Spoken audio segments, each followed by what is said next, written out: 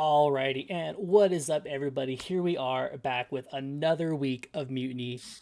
Here for DNF again, week 14. I know it goes up by one every week and it's normal, but it still makes me so happy every time seeing how many of these mutinies we've run. And for DNF, right? Like, it's so cool that there's still so many people out here running the game that are like about it. They're ready to go. They want to play the game. What we've got 24-ish people today, something like that, right? That's plenty. We've got plenty of people entered. That's a good number for it. Is plenty.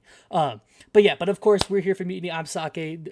Here's the Twitch channel where we run Mutiny, and of course, as always, I've got DarthOogie here. How you doing this evening? I'm doing great, man. Again, Monday is best day of the week, right? We get to run Mutiny, get to see the hype.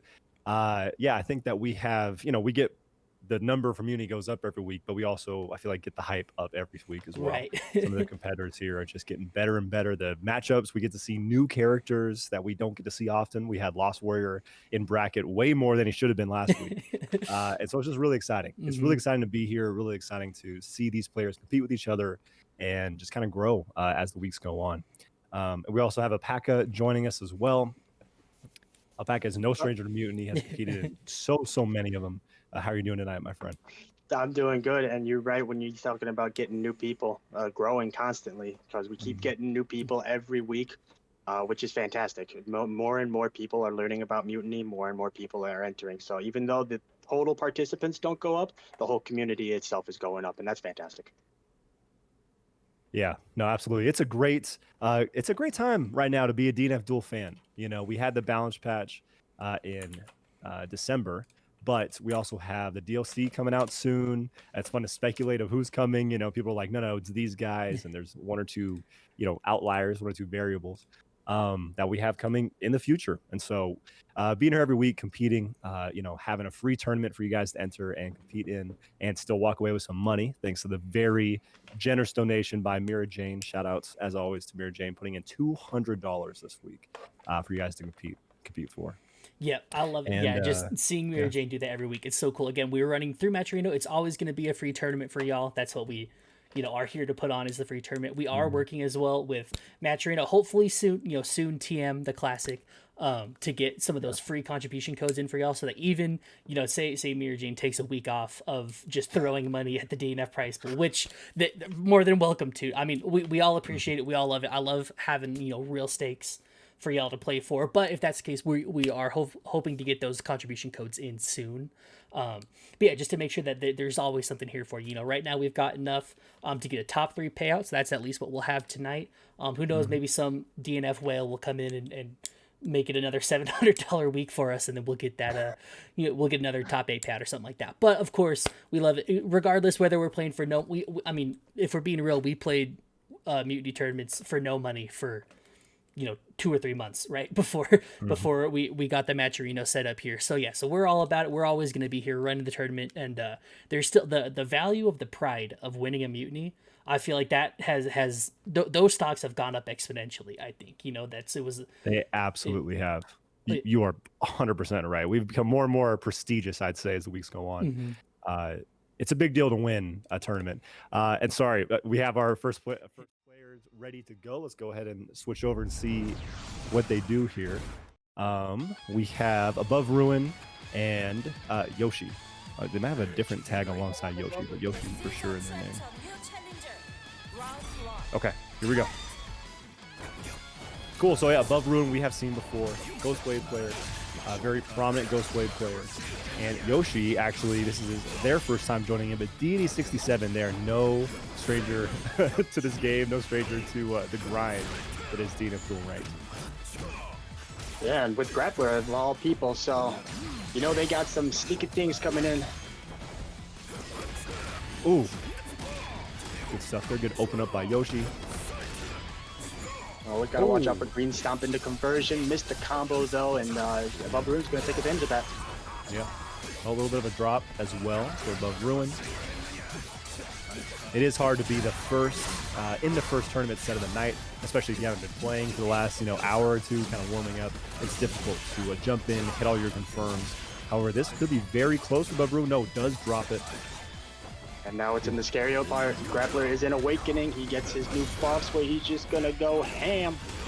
Yeah, that is 100% it. I do appreciate now when Grappler is in Awakening, it's essentially a mini game of like, hey, I don't want to use super, and so I'm gonna try my best to do as much damage as I can before having to come anywhere close to bring up super. It's almost an anti-Berserker, you know, because Berserker uses super all the time, and Grappler just doesn't need it for a lot of his killing combos. Ooh, good air-to-air catching the jump kick from above Ruin. Trying to finish this combo. Does put Yoshi into Awakening, so he put him in the scary zone. Here we go. Okay, what's the mix-up here? That's plus frames directly into the command grab. Ooh, good duck on that. Oh, can't keep eating that. Got to guard cancel him out of there. Now he's going to start his pressure. Ooh, nice throw. He's going to armor through. The dash is not going to work out for him. This should be the first game going to Yoshi. Nice. Yeah, way to finish it up there for Yoshi. You know, react in time to confirm into the combo. And no, good stuff. First showing by Yoshi and already gets a game on above Ruin. That is not an easy thing to do. No, sir. And he's going to see if he can keep this momentum going, see if he can rack up these wins. But above Ruin's going to try his best to stop that.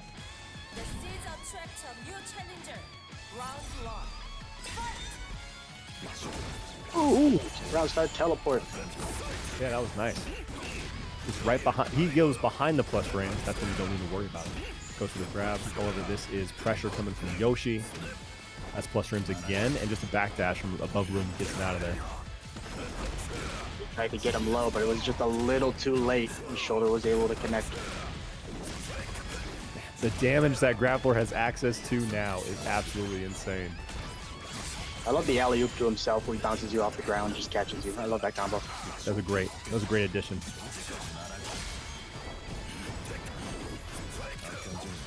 Okay, spacing for the routes. Ooh, it was not a counter hit. It was a punish. So we couldn't get any follow-up afterwards. And that is going to be Yoshi taking this first round in the second match.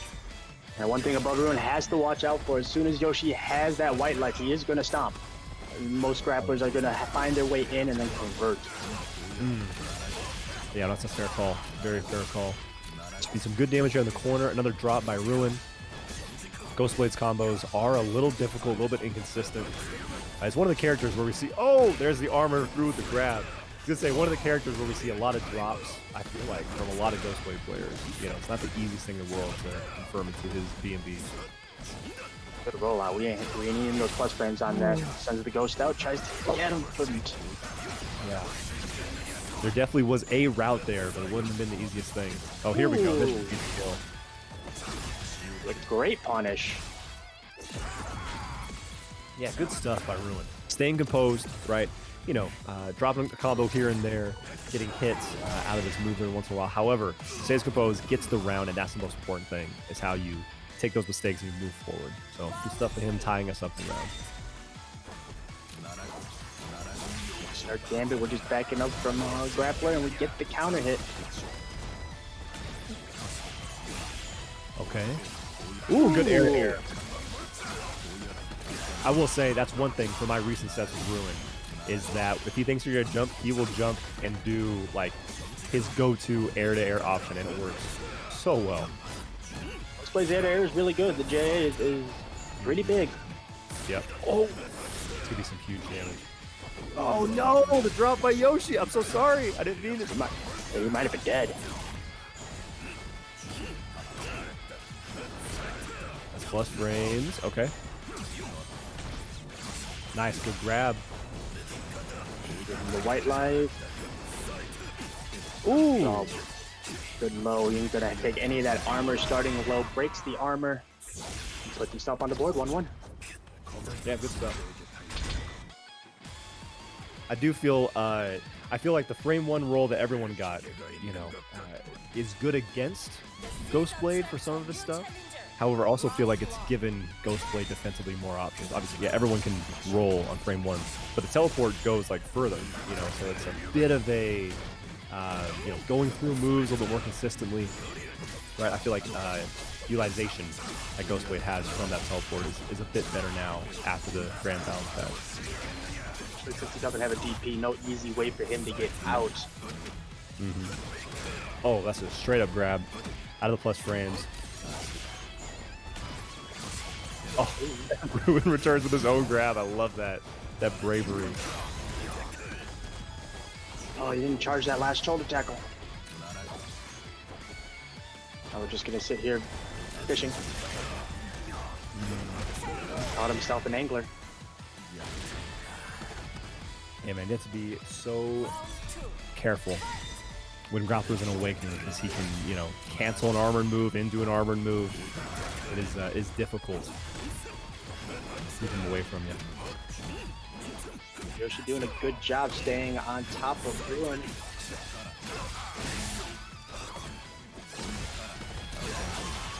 Okay, should be a good corner combo here. What's the ender gonna be? Yep. Block. Perfect blocks. Get him off. That's good. Yep. And he waited to use his guard cancel. He waited until Ruin had no meter left. That's like the perfect time to guard cancel. Ooh.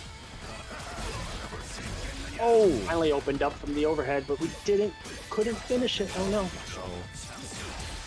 Plus frames, get off. Ooh! Okay, alright. This is a one-touch situation for both characters. Oh, he doesn't have any meter, but he does have super. Yep. That is all he needed. Oh, that's heartbreaking. That's heartbreaking. You do everything you're supposed to do. And then just the very last hit, you aren't able to finish it off to get the kill. That's incredibly rough to see. Ruin should be able to bounce back. Don't let it get to him too bad. Just gotta stay composed and be able to take these next two games. Yep.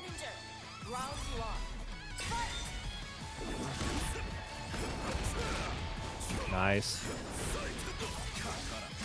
Ooh, he did it a bit too early. He actually didn't block that. Ruined the perfect corner combo and finishes it off. You see who goes for Oki? No, we're just going for the throw. Solid. Throwing a grappler, man. One of the most satisfying things you can do. Establish dominance.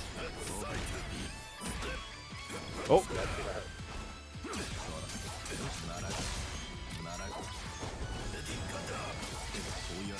There's the low. Really good spacing. Get out of the shoulder tackle range. Hit him with the low. Finish him off. Not gonna kill here, so he's gonna try to open him up one more time. Grappler. Oh. Got it. Good stuff by Ruin. Just saying, please, please just stop coming at me. We've seen no parries from Yoshi, which he's doing very well. Just something that a lot of other grapplers, especially Lassie, who I play against the most, has been using the parry to great effect. So just something that may come into the set as we go on here. Oh, there it is. Heard you. Yeah, he heard you. Sorry, Ruin. I'm my bad.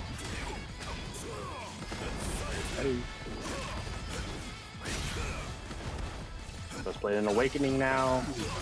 Does a lot more damage. Let's see if he can. I don't know if he can get the kill. He might be able to. It's gonna be really close. He does. Yeah.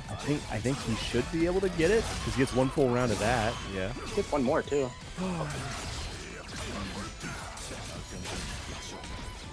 Here's a grab. With this amount of red health, you need just one more grab. Oh! So hype. That's such a hype option. Didn't kill though, which is surprising. Ghostblade is pretty low on life, and the Ghost coming back is able to take out the grappler. Going to game 5. Yo, game 5, first set of the night. It's a good mutiny already. What are the odds that move kills like on its way back, and that's like the only time it hits you? I don't know if I have seen that in recent memory. The boomerang effect. He's able to swing on back. Mm-hmm. That was interesting.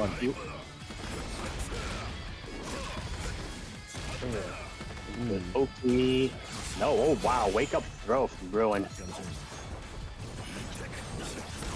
Oh, the range on that axe kick is so good. Right on the noggin.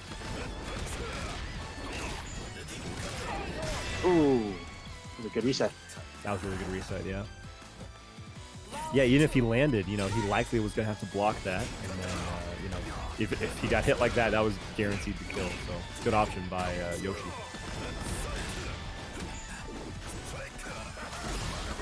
Barely rolls out of there, but he does, in fact, get out. And now Ruin is in charge. He's going to have Yoshi in the corner. Let's see what the setup is after this combo. Oh, we tried for the throw just a little too far. It's okay, though. We got pressure because throws recover really fast in this game. They do. Ooh! So I would say if you're point blank, and you, yep, there we go. Yoshi's going to take the set. So if you're point blank and you whiff a throw, usually just pressing throw again will probably work out for you. Not a lot of people have the reactions to, you know, either throw you back or jump or whatever they would have to do to kind of get around that option. So something that has worked quite well in the past. But yeah, good stuff to Yoshi and to Ruin. 3-2, good set to start off with the night. And yeah, it's Yoshi's first appearance in our bracket. So excited to have both you guys here. We're going to move on to our next set now. Great to see that. And then Segi coming in with the Kunoichi, which, yeah, we have pressing buttons as a very good Kunoichi in our bracket. Or that is here all the time in our tournaments.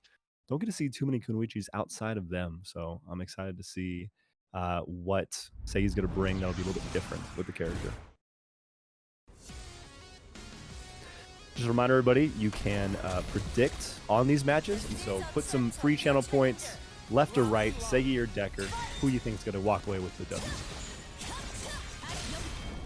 Seiji starting off aggressive, jumping straight at Decker and just keeps going in, putting pressure on the Lost Warrior. Ooh. That's sick. I will say, for people who've never seen Decker's Lost Warrior, like, be ready. Because it's pretty awesome. Pretty awesome to see.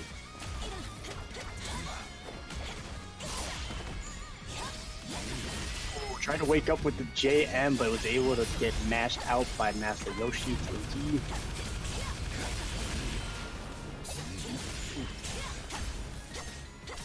I will say on paper, that this matchup seems like it would be very tough for Lost Warrior, considering how slow his buttons are and how fast Kunoichi's buttons are. She's got some of the best, like, staggers in the game, which is in your face. You know, like, it's very hard to find a place to interrupt her. And especially, Lost Warrior doesn't have a DP. He has a parry that doesn't parry lows, you know, because that's not how it works. So this would be a very tough situation for them defensively. I couldn't get away from that flame seal on that. He was stuck on there. Decker tried to jump out of there, but you can't block in the air. Floated, knocked down. Okay, there's a guard cancel. This is Decker's chance right now. He's got to make this count for as much damage as it possibly can. That is 2 stacks.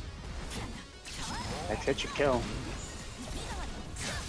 Oh, that was nothing Decker could have done. Pretty much would have got. I mean, maybe the air grab would have stopped, you know, the sigil from coming out, and would have. It's an animation, and so I guess it would have gotten around the kunai. But that was a rock in a hard place. There was very little he could have done to get out of there, and that is going to be Segi taking the first game. What Decker can do to adapt to this aggressive playstyle that Segi is definitely putting on right now.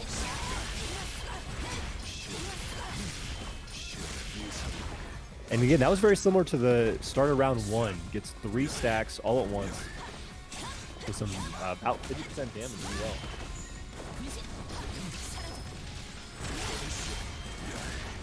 So much chip damage, and here we go. This is going to be a 4th and a 5th stack. Yep.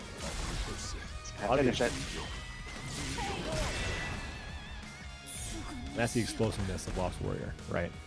They, if they get, yeah, that was 2 touches. That was literally just 2 touches. That was enough to get the win. Especially against a low life character like Kunoichi, it is really difficult to get hit twice, and we're starting it again. And that's the thing too. That sword move that he does a lot of damage. One of its biggest tools is how much chip damage it does, because then you're setting yourself up for your next hit to just absolutely decimate them. Yeah, I don't know what. Yeah, I don't know what his options were besides guard canceling what he did. It's kind of terrifying. Oh, he tried. Yeah, you have to. Oh, no meter, and again gets hit by the DP every single time. That Segi's gone for the DP. It's worked. We did Flame Breath instead of Tornado. But DP here, DP there. Woo! Whoa. Oh no, there's no punish. No punish from Decker. That's rough. Had to call. Oh, that's a grabbed parry. No meter for Decker. And as soon as he tried to use it, the kunai actually hit him out. And this is the worst situation for him.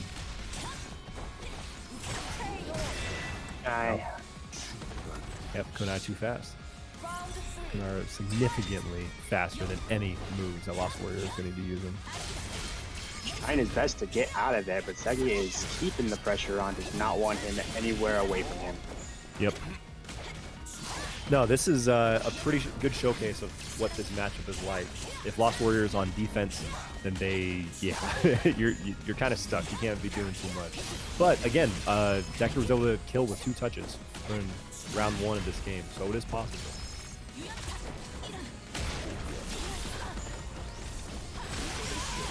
Here's 1 touch right here. Oh, but doesn't get the combo afterwards. That is huge. You should only need 1 more touch, though. 1 stack is enough for Decker to be able to kill. Frog plus throw, the Kunoichi classic. Good grab. Good grab.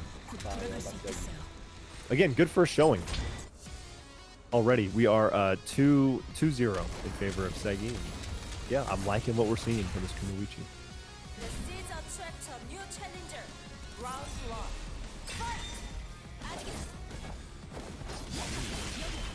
Oh, just a little bit too slow. Again, gets caught out by the quicker Kunoichi's buttons. There's that, wow.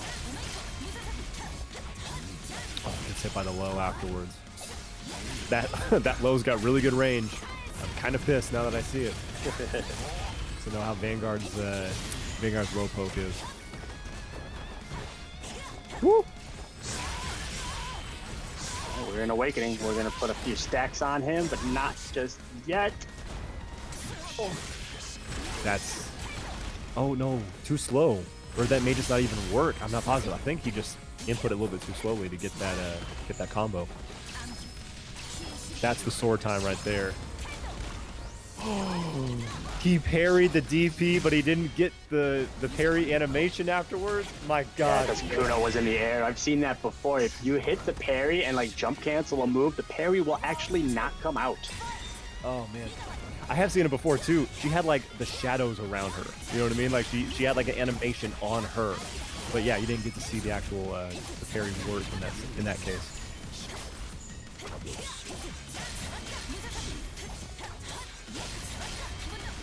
Good conversion, trying to get the mana back to be able to guard cancel, but it's opened up before 100 mana. Some great damage. Yep, goes for the throw. Tries to jump, unfortunately gets hit, and oh, it doesn't finish it off. However, Segi's able to pick up the spaghetti off of the floor and get a throw to go 3-0 over Decker. And yeah, no, it's been a great 14 tournaments that we've run. Excited to continue going, especially with this next match we have coming up: Silent versus SkinnyBoiiJose. Yep, and I don't know if we've seen Silent before. I recognize their name from being in Mutinies before, but I don't necessarily recognize them as the player. But... Yeah, I've seen the name as well. I think in the Discord as well. You know. But I don't know if we've gotten to see them on stream, and if we have, then it's been a while. So happy to have them here. So some Hitman Berserker action here. No, go for it. I was gonna say, happy to have them here on what probably their first match on stream in our tournament. However, they have to go against SkinnyBoiiJose, so right. It's a little rough. Yes. This man's a killer. Yeah, SkinnyBoiiJose does make it pretty far. Usually, I think generally at like top 8, top 10, if memory serves, and of course plays Berserker. So that's just already pretty scary. But ooh, what a challenge there. Okay, I think you perish now. Hitman's a one-touch character, by the way. Just kidding. He went for a reset. I don't know how Hitman works. I literally played Hitman for like 20 minutes today. Oh, two touch character confirmed. There it is. Yeah, Hitman. If they're in Awakening, that's when they absolutely melt you. If they're not in Awakening, they're still scary because of some mix-ups, some like instant overhead, low situations that are pretty terrifying to get around. But yeah, when they get into Awakening, that's when their character becomes what people are pissed about, essentially. What a throw tech there. That was the first thing I did in training mode with this character. Was I was like, all right, how fast can you do the jump beat? And I was like, this is nonsense. This character's busted. This is my favorite thing. Yeah, it's instant. It's overhead. It's instant. It hits multiple times. It's so cool. And like cool. the jump MS, I think the spin. It looks like kind of like Inquisitor's air MS thing. Also just spins around, shoots the gun. That's very cool, and that is Silent taking the first game. And it's fun. We talk about this every week. That's why I know about it. But it's the Berserker has so much in the way of offense and pressure, but it's all at the cost of their life, right? And so like the sequences, like SkinnyBoiiJose hit very good sequences on Silent, did lots of good damage, but just left Silent alive, and then Silent got 1 to 1.5 hits per round, and was able to just close it out. What a catch on the backdash! Yeah, that is the thing. If the opponent, playing the Berserker player, can block the mix-ups, and I say mix-ups, plural, because it's not just, overhead low. Right. There are layers that you have to block, including a reset that we saw right there from Jose. Yeah. I like that. But the OTG, the worst combo starter confirmed by Alpaca is the command grab. What's his worst combo starter? His command grab. Why is his command grab a combo starter is my first question. Don't worry about it. Where did he get a Costco card in the world of DNF to get all of these mix-ups? This dude went to the store and was like, no, fill it up. I need all of them. Put the money in the bag. Put it in. Put the mix-ups in the bag. This guy who has the sample and then takes the table, not everything on the table. The table like itself. the oven, the microwave, the extension cord. That's his. That's part of the it. employee if needed. Yeah. Just bring that along, throw it at him. Oh, okay. Little drop. It looked like caught it. It's fine. It's reset until proven drop. Oh. Yeah, and again, the range of the instant overhead is insane. That leg goes all the way out, and it hits behind him. If you are behind him, then the other knee will hit you. So this is definitely going to be the kill from Jose. Yeah. Jose did lose the first game, however, he is pissed now. Right. And so we're going to see if Silent can have any type of response to this raid. Blind Fury. That was so quick. That was like one round of the first game, and now we're 1-1. Just all of a sudden. But that is the power of Berserker in this game. You can just all of a sudden lose. You can kind of be in control, and the Berserker gets in once. I think so. We asked Alpaca what the best or the worst combo starter for a Berserker, and it was command grab. I would like to argue that the best combo starter is a drop midway through their combo, because all of a sudden you just get a brand new combo unscaled. Yeah, you can't argue that. I think you were on the nose. I think we're onto something here. Write that one down. But that's I like. It's in his VMD YouTube video. Yeah. It's like, and this is where you drop it, and they don't know, and then you just kill the rest of them. You can consistently do 60%. So if you just do that twice, my man did dash cancel, close slash dash cancel. He's playing stride. That dash up there. It's one of the most badass combos I think that Berserker has. It looks so cool, and it's usually directly off of a baited guard cancel that you block. That's when you can get that huge starter. And I can't even confidently say it's one of his best. It probably is. It's a giant attack, so it probably has really good scaling. But yeah, it's a great way to kind of swag into their opponents because they look so cool. Right. However, that is another round for Jose. Silent is blocking. He's blocking again, right? Not getting opened up yet. There is the successful guard cancel. Here comes the conversion. Yeah, so much pressure here, and so much gray life on the side of SkinnyBoiiJose. Of course, that does, just all the conversion right now. Yep. Is there just a couple more hits into Super should do it here, right? They're going to add more hits just because they can, and that's going to be the round going the way of SkinnyBoiiJose. Yep. Shout-outs to Silent in the Twitch chat as well. He was like, command, I'm assuming it's the same player. Command combo after command grab. Damn. I said the damn, but it's fine. I know that was on the mind. Yeah, and like I've seen characters in fighting games get combos after command grabs, but not dive kick combos. Like that's you did a command grab and then OTG'd with his dive kick into 2 more dive kicks into a super. It's odd when you think about it. It definitely is odd. Like it does feel backwards. You put them on the ground, then you have to jump back up to continue, to come back down essentially. I like it. I love dive bomb looking moves, especially when you don't lead with your foot, you lead with your head or like your sword or whatever. So like what Vanguard has, what Berserker has, I love the way it looks. And so I do appreciate seeing those combos happen. However, that is 2-1. It looks like Silent did go to character select, potentially going to change character or just take a minute, kind of relax before they jump back in to the match. Yep, just take a second to breathe, especially against a Berserker. Sometimes that's the best thing you can do, right? That's in the couple seconds you get between matches, you're not going to solve the matchup, but you can get yourself back in like a clearer headspace. If you want to pick a different color palette for your character, just some sort of mental reset for it, right? And just get back in, Berserker. That's just part of the territory, right? That in this video game, someone is going to pick Berserker when they play against you, and you're going to have to deal with the mixes and the craziness. But if you're just prepared for that kind of takes some of it away. Like if you're not scared of it, fearing it, that you could just like accept that that's the territory, and then you can move on from there, right? Yo, shout out to Primitive on Twitch chat saying, good luck to everyone, hope we're doing good. We are doing fantastic. Good to hear from you. Sorry you can't compete on Mondays, but glad to have you here in Twitch chat with us. Okay, now here's the situation for Silent, right? Like if he gets a hit, then Silent should be able to get the kill and win here. He just needs to get that combo. Oh, there's a whiff grab, but again, they have very, very little whiff recovery. Oh, that's it. That's 100%. Jose is going to take this round and do it. Okay, that combo looked cool. Just the way that Hitman's body is like bouncing around. I did appreciate that.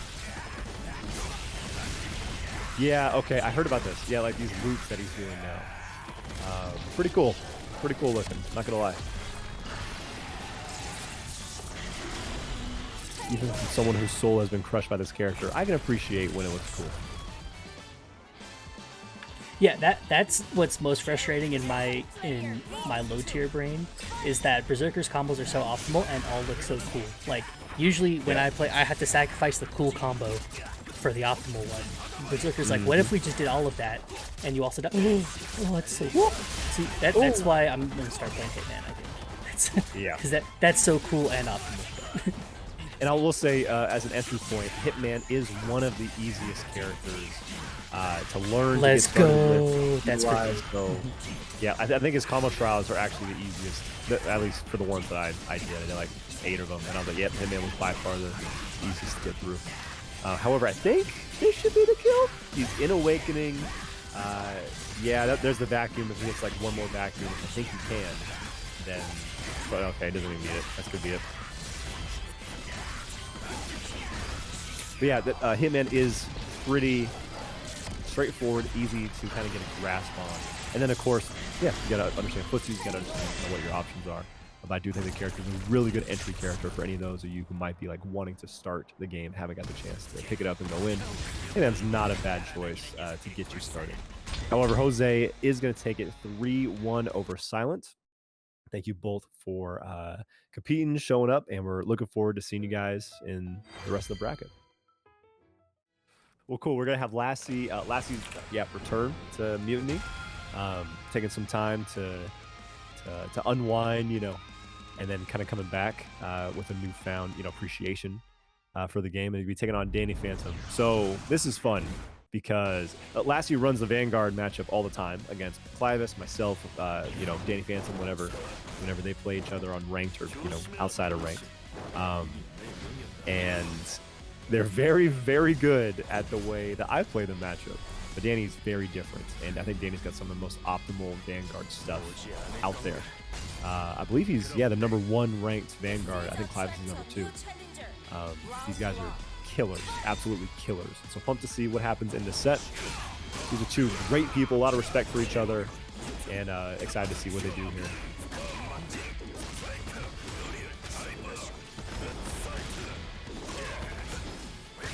And again, you guys can predict live right now on Lassie or DaniPhantom. You have about 1 minute left to get those predictions done. Oh, what a pig. Oh, just too far away, though. Oh, got that one. Oh, just too far away again. That's Yep. Oh, the fairy. just teasing me here. That's something too. Lassie has utilized Grappler's parry for me better than any other grappler that I've played against. They use it often. It's frame 1, and so you can't. Yeah, right there. Perfect example. Even if the first hit doesn't hit you, the second hit extends a tiny bit more, and that is going to be the first round going to Lassie, and will take it over Daniel. Lassie did command grab, like safe, looking safe jump button, step backward command grab. That Lassie is a grappler. This is why I lose. Why that's you won't find that written down in any FGC textbook ever. No one will ever tell you to do that. But it'll hit like 102% of the time.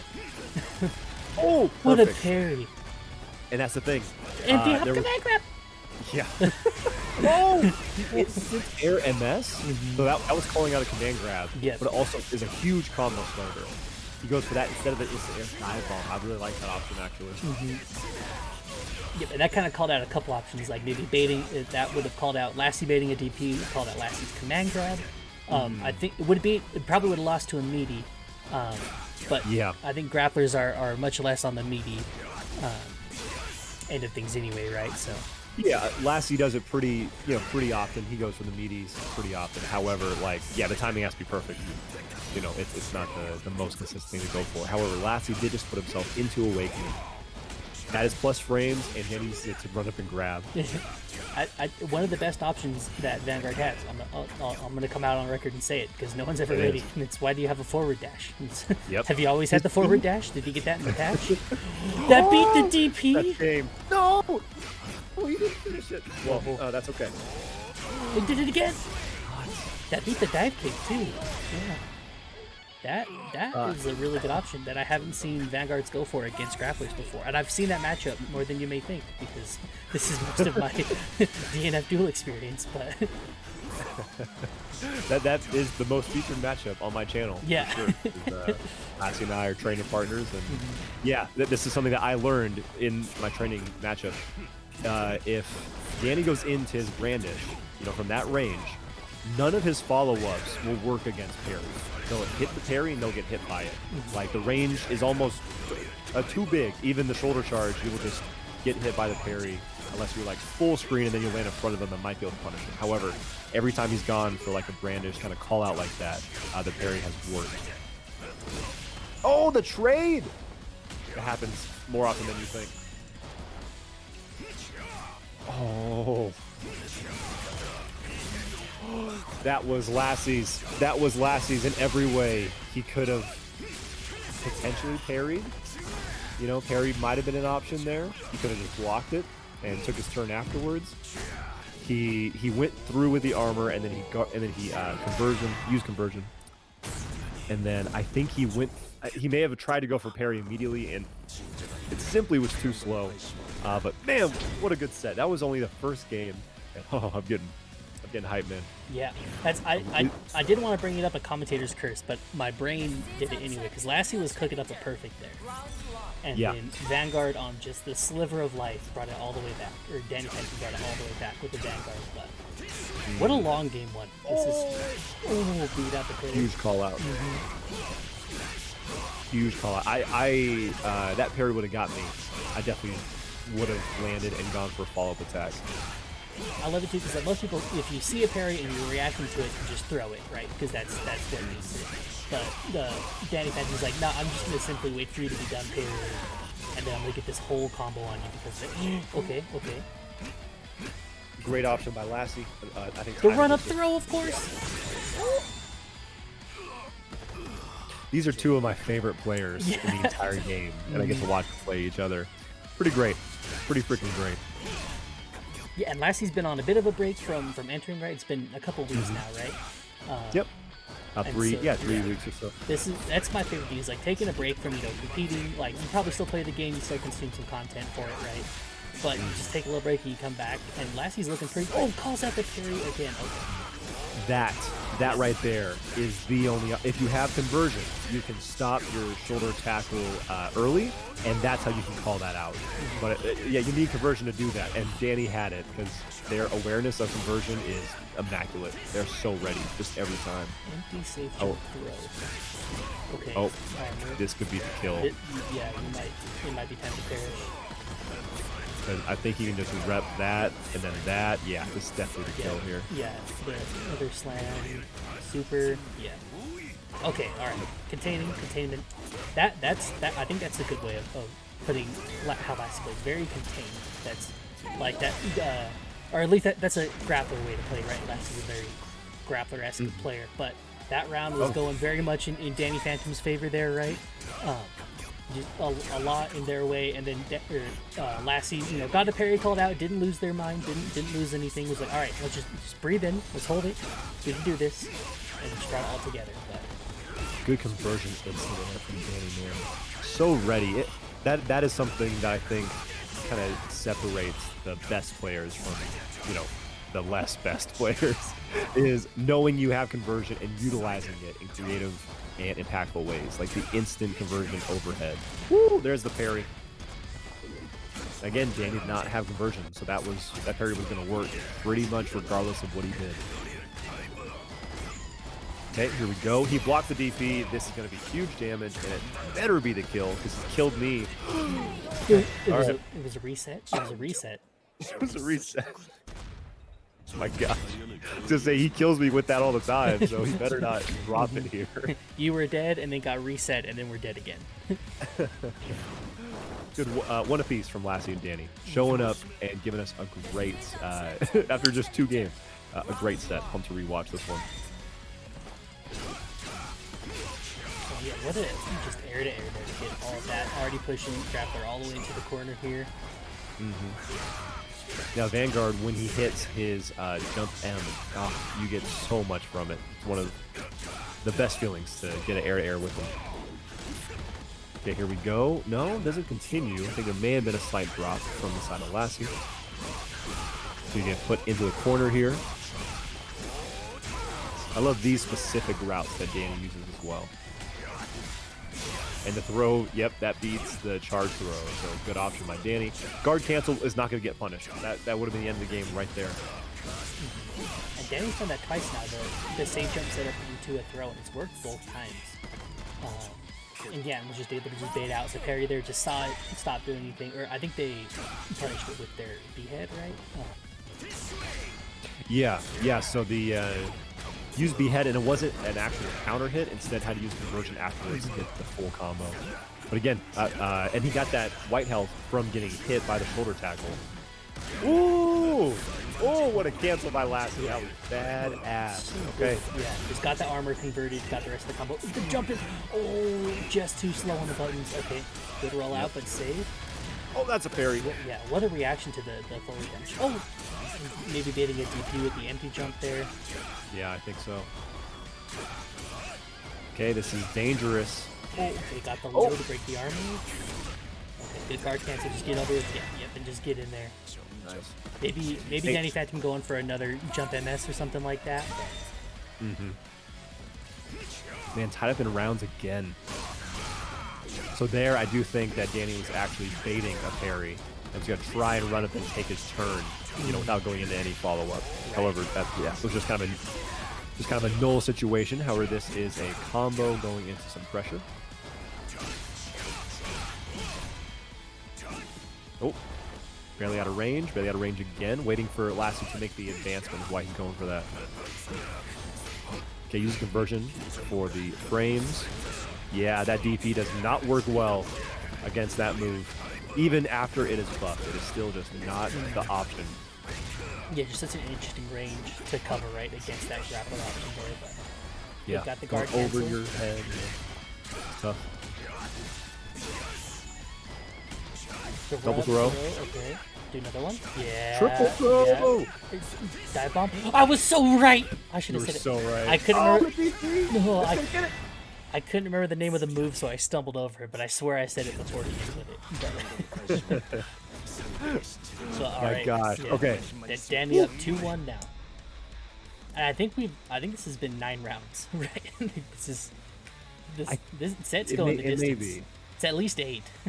That's at least 8. Yeah, I think that the first game that Danny won, he won 2. A little bit more decisively. Yeah. But every other game has been ridiculously close. And yeah, that like, if Lassie would have, I think Danny took a little bit too long, and so it's going to send us back to the lobby, but that's okay. Yeah. We'll jump right back in. Oh, can't hit rematch. He's going to have to jump out and rejoin the lobby because this game cannot figure its crap out when it comes to the glitches. Here's how I feel about that.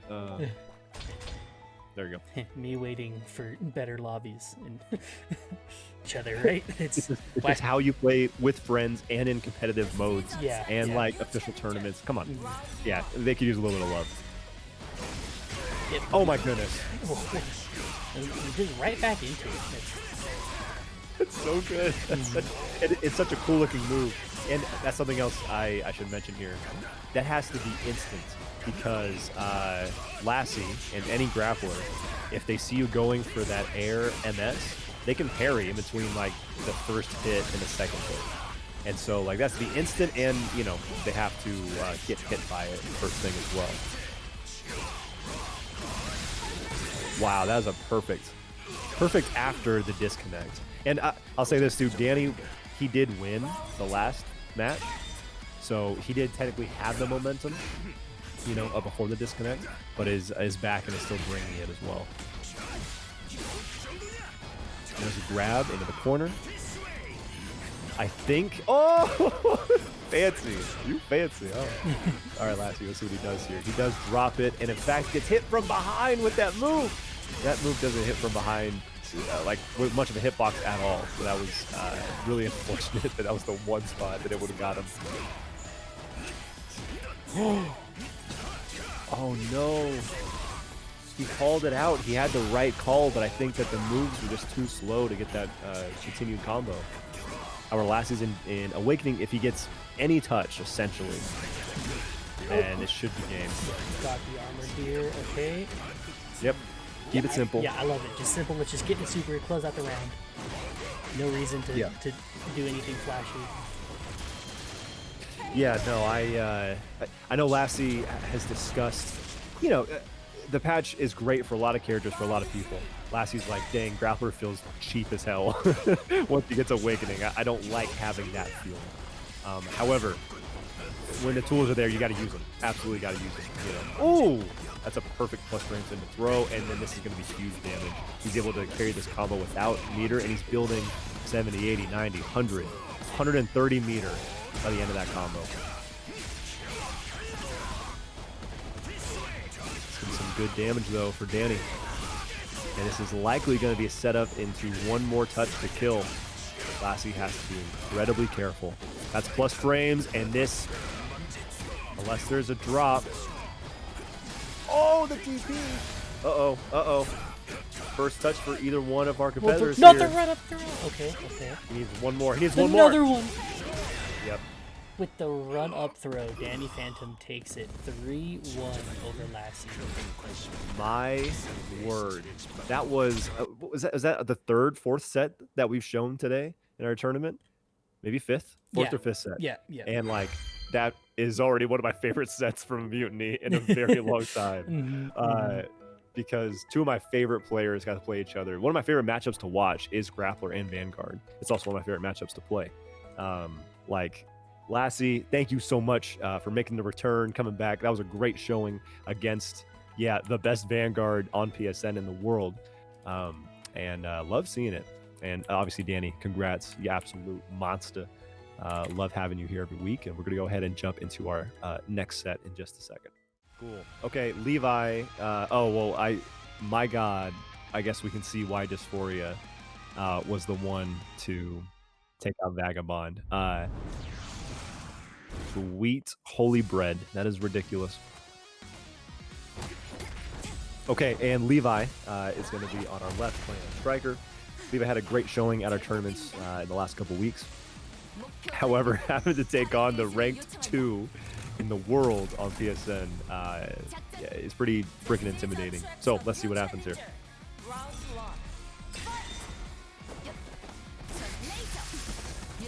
Now Launcher got probably the most love out of like anyone in the most recent patch because they were very, very close to the bottom of the tier list. If you ask like anybody, I feel like Launcher and Vanguard were very, very weak, and both of them got a lot of help from the Grand Palace patch. However, Striker was strong before, got a little bit of help, but she's still very, very strong. So we'll see what Levi's able to do with her. Does walk away with the first round. Good call outs there.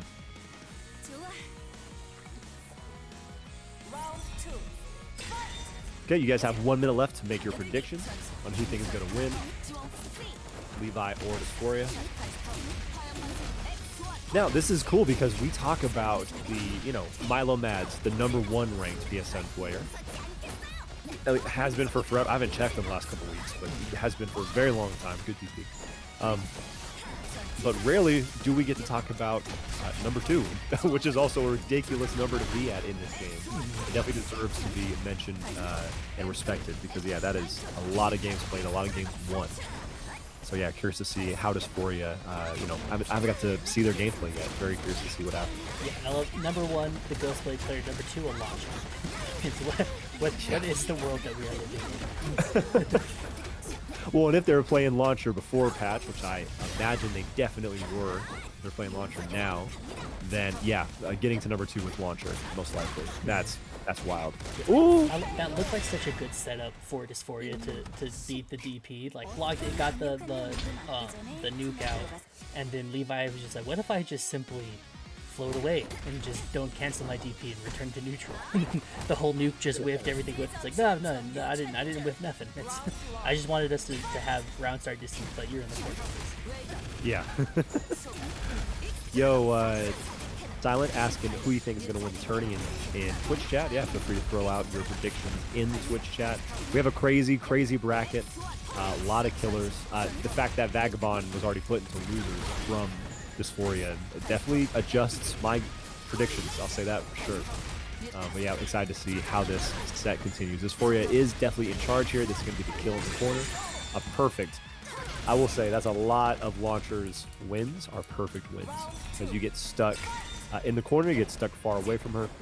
You just don't get to get any touches in, and she hits you maybe 8, 9 times. Like it's a lot of small hits. But she did get a lot of help to her combo damage in the most recent patch. So it's like 8 combos instead of, I don't know, like 12 or 13 or whatever it used to be. Right. Which against a Striker, that's got to be rough, right? There's only so many openings. Or you can get that many openings on a Striker, but can you do it before Striker gets, the 1.25? The 2 to 3. Yeah. that they need on you for within any singular button. Calls out the nuke. That was so brave. That was so brave. Levi was waiting for a potential DP, waiting for any buttons or something. Oh, there's the DP returning from Dysphoria. Has the meter lead here and the life lead. The grenade is helping protect them. Okay, this is where... Oh, doesn't combo after the grenade. That would have been so sick. Oh, man. Oh, I feel for Dysphoria. I was really wanting to see that grenade, work on a airborne Striker and then continue with the combo. However, Levi does walk away with the round. Very, very hype round to watch.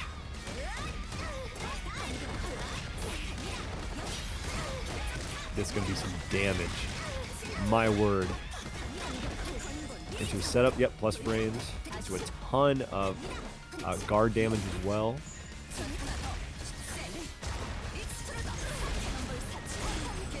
Yeah, I think Levi may have been going, for the anti-projectile move. However, you need to space it out correctly in order for it to work. No meter left for Dysphoria, but this is going to go into the grenade. No combo afterwards. The timing was slightly too early. Wow. Yeah, if she would have got hit by that grenade, if that shoulder was blocked, that may have been it. It might have needed to throw in a DP or something just to finish it off. However, that is going to be what? 2-0 in favor of Levi right now.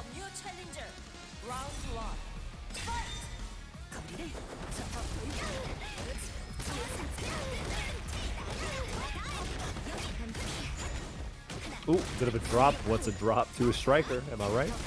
Directly into a throw opportunity. And this is going to be a decent combo from Dysphoria. It's going to throw striker away, but then run right back in to establish the pressure.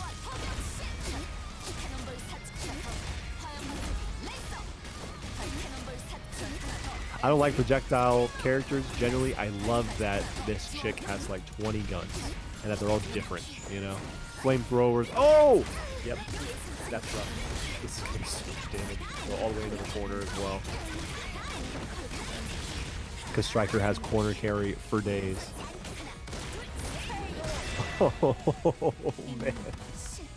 I don't know if I've seen that. Doing the whiffed air MS into throw. I don't know if I've ever seen that. I don't know if I ever want to again. Right. It's one of those like, can I not see this, please? what if I need the little remote from Men in Black? Like none of us saw that. Everyone forget it. No. Yeah, I was about to ask Luan if it was intentional, and yeah, I doubt it was. They said it definitely was not. Not a setup. It's American. Not a setup. It's an American reset. I love it. Yep. And that's Levi. That is, yeah, Levi taking it pretty handily. I feel like after that first game, yeah, going up 3-0 over Dysphoria. I know there were a lot of channel points bet, or at least I thought there were a lot of channel points bet. So be ready for those payouts to come out to you guys. Yeah, let's take a look here. Yeah, and so this match right here, DaniPhantom Clivus, is also to get into top 8. So this will be for the other side of top 8 winners. Yeah, so let's get into it here. So hopefully we'll get Alpaca in here on the mic to have someone who knows more about the game than me, but we'll just see. I'm sure I'm sure you need a mental break too after a Berserker mirror, right? Yeah. Yeah, hard reset. Yep. Absolutely. So, yeah, we talked about it already. This is one of the sickest matchups. Let's just talk about how cool this is going to be. Because we have the all-white DaniPhantom. Got to catch them all because he's DaniPhantom. Taking on the blonde Clivus. Clivus is a Jamaican player. DaniPhantom, obviously, Puerto Rico. Love to have these two guys here and show us what they got. Yep, Clivus on the Team Jamaica for the Team USA versus Team Jamaica 5v5 we ran a couple months ago. I feel like any chance we get to plug that, it's my favorite event I've ever been a part of. Yeah, like, one of the coolest DNF events I've heard of, frankly. That may be biased because I helped it out. But like we haven't seen. Of course, we've got big tournaments. You know, TNS runs it. We can't open everything. You know that I know that you know that I know that you know. And DaniPhantom just takes it. Yeah. Was it double behead, double conversion? Yeah, double behead, double conversion, and DaniPhantom just like a frame faster on all of it. Oh my gosh, that's so cool. And what a guard cancel to put DaniPhantom in the corner now. Oh. Ooh. I think that was an attempted behead from Clivus, because how it works to get behead to come out is you have to press your neutral MS and then your back MS immediately. However, it's happened to me a ton of the time where I press neutral then back and I just get back. And so I think that's exactly what happened to Clivus. He did not get the behead, even though it may have worked there. And he paid for it with the round, and now he is getting absolutely destroyed in a corner. Good jump. Yep. Unfortunately, didn't go for any punishing options.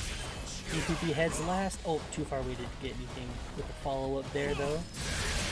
Yeah, I think he went on slightly autopilot because he beheaded and then he used conversion when the behead was, in fact, a counter hit. You did not need to use conversion to get that combo follow-up. And then, yeah, he had a lot more time to get that combo ready. However, I think hopefully he'll slow down. Clivus typically is a pretty patient player, pretty calculated player. Whereas I would say DaniPhantom is also calculated, is also patient, but typically more aggressive. You know, right. I feel like it kind of it takes a few more risks.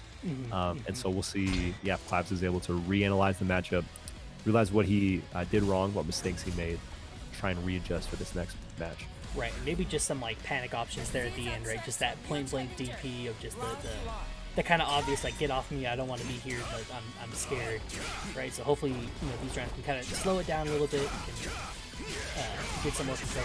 As we say, that DaniPhantom can jump in and start to push Clivus all into the corners and take, you know, what, 25% forward roll. Yeah, I guess that would have worked on pretty much any wake up button, because all of Vanguard's buttons are very slow, so that may have worked on any wake-up button, but it was an interesting call-out. There's DP by Clivus. That have no meter, but he is going to get the open up here. He's going to spend the conversion. Very nice. Oh, he waited for the roll, but unfortunately, with rolls being like next to no recovery now, it's very hard to wait for the roll and actually get like a full combo punish afterwards. No. Yep, that behead will get you. And I believe this ought to be the kill. I'm positive that Danny has these. He definitely does.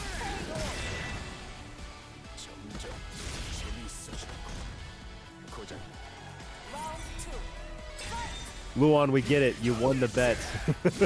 We understand. It's like the 12th. I was going to acknowledge it for the first 3, and I saw 14 more. I'm like, all right. I got you. You like your points? Because I have them. It is funny. I mean, that's a funny line.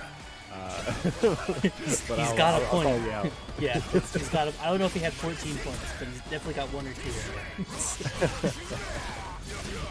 Okay, here we go, Clivus. Clivus with some pressure here has a life lead going. Oh. Tried to get just out of the range of that, but couldn't quite do it. Who'd have thought full screen wasn't out of the range of Vanguard? Oh, okay. I love it. Yeah, went for a faster option this time and was able to win. How did we get the interaction twice today? In 2 games. We've had 2 games. Oh, tried to go to the behead, but couldn't get it in time. Rough. We have the interaction because behead is just the best move for Vanguard now. It just feels amazing. It does so much damage. It's a great preemptive call out, especially if you have conversion. It's hard to punish as well if you do have conversion. And so, like, yeah, it's an amazing tool. Some people are saying take the armor away to where it doesn't armor through lows, and I tell you to let me have nice things, please. I think it's totally fine because it takes a while for it to come out. As I'm saying this, though, this will definitely be the kill. He will go into super to guarantee the kill.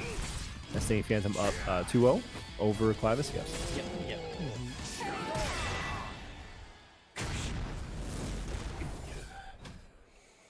Alright, so we up 2-1. Let's see if Clivus can bring it back against this menace that is DaniPhantom here. Secret truth. I know, let Vanguard have this. Yeah, let him have a great move and not take it away, please. Like I say they need this as a meme pretty often, but I think genuinely here. Mira saying, do not let Lugia have nice things. I can't argue against it. You put too much money in the prize pot. Right. So you know what? Whatever you say. If you say that we should change the move, sure. Yeah. But you know what? We can separate Lugia from Vanguard, I think. For the sake of other Vanguard players. If it must be this way, maybe it's time for the troubleshooting. There are dozens of us. Dozens! Literally dozens. Here we go, Clivus with the solid combo in the corner. Ooh! And too slow, and he actually gets punished for having the right call out, but the follow-up was just too slow to get that combo afterwards. This is an unfortunate situation because Clivus is going to take him essentially all the way to the other corner before throwing it back out. A full run. Okay. That's 3. Where's the drinking game? You're not drinking every time you see that? I mean, come on. I've thought about it. It is a Monday. I need your very coherent brain to run the bracket. There's lots of buttons on my end. I'm scared if I drink. Okay, here we go. Clivus. Again, Clivus has been in the lead in the beginning a lot of these rounds.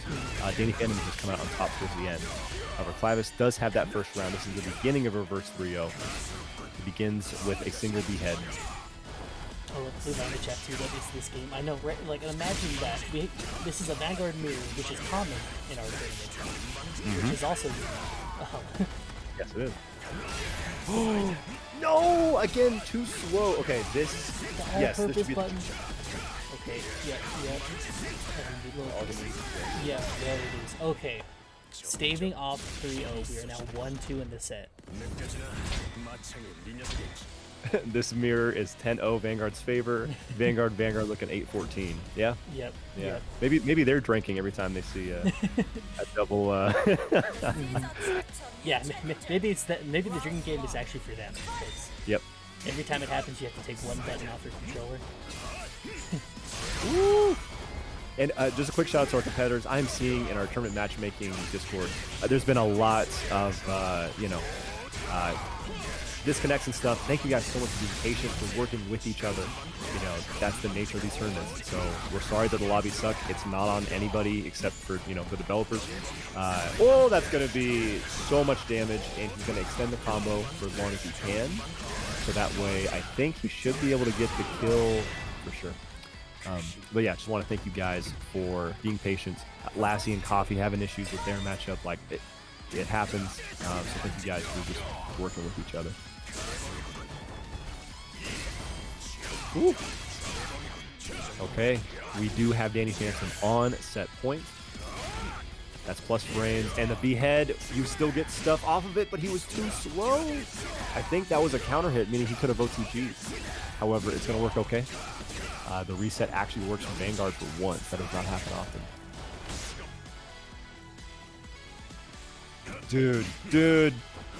My favorite thing to ever happen in a fighting game is just two players holding down back next to each other. Just having so much patience. Yep, the extended hitbox on the DP. I thought that was it. No, but this is going to be it instead. He baits out the DP of his own. And DaniPhantom is on fire. He is a man on a mission. I still think that ever since our first Matcherino bracket, I think that was DNF 11, and DaniPhantom came incredibly close to walking away with like $350. He's like, I'm going to get mine every time I can. Every single week, I'm going to show up and murder because I don't forget. I don't forgive, I don't forget. Yeah, don't forget. I also have the full capabilities of taking at least a portion of this money every time. Yes, they have. I can say that confidently, and we'll leave it there. These predictions are up for everybody. Here we go. And again, this is a match to get into top 8. So the winner of that is actually going to be playing DaniPhantom in top 8. That is pretty awesome. Looks like just a little update. We did have SkinnyBoiiJose have to drop out. Had some stuff they had to take care of and couldn't be here for the bracket. So that is going to be Alpaca advancing. They would have had to do another Berserker mirror match. However, unfortunately, they could not. I think Alpaca took that match before SkinnyBoiiJ had to drop. I think SkinnyBoiiJ had to drop after the rest of it, I believe. No, you're right. Because you talked about the Berserker mirror. No, you are 100% correct.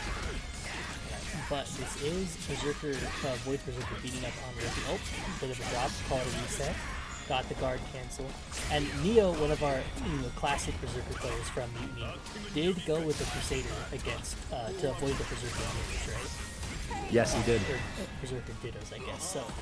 That happened. I think in tournaments and in the 5v5, or for sure in tournament. We were like so excited to see the Berserker mirror at the time. We don't care now. By the time we're like, wow, this would be crazy. Yeah, it was still unknown. So yeah, good stuff here by Rezby. He did end up taking that last round. Again, Void got him very close, but then Void did drop the combo with very little life left. So Rezby able to take advantage of it.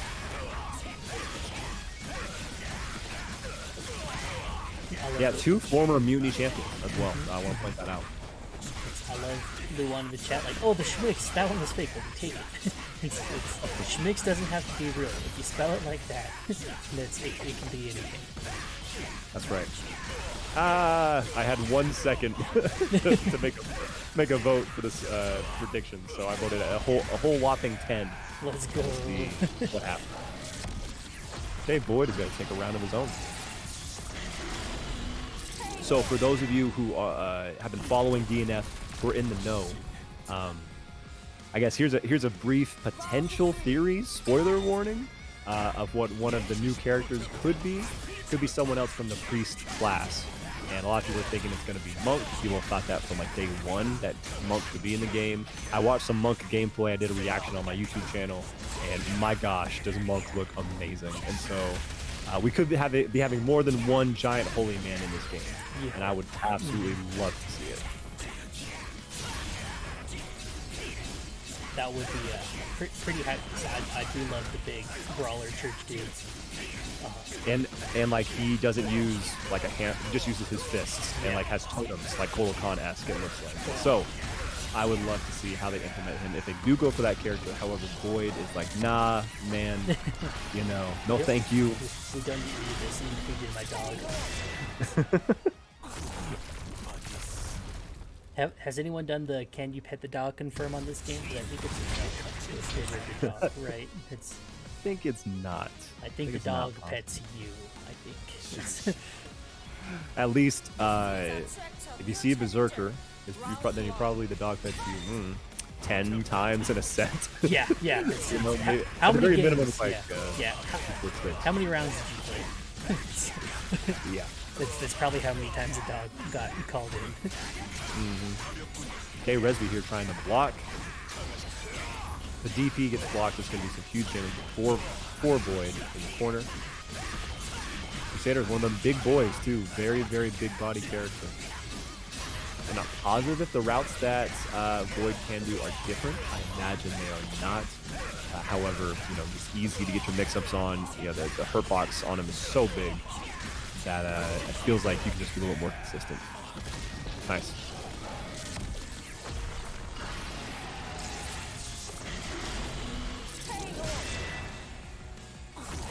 Yeah, and Secret Truth called it out too. This is another character we looked at on that video.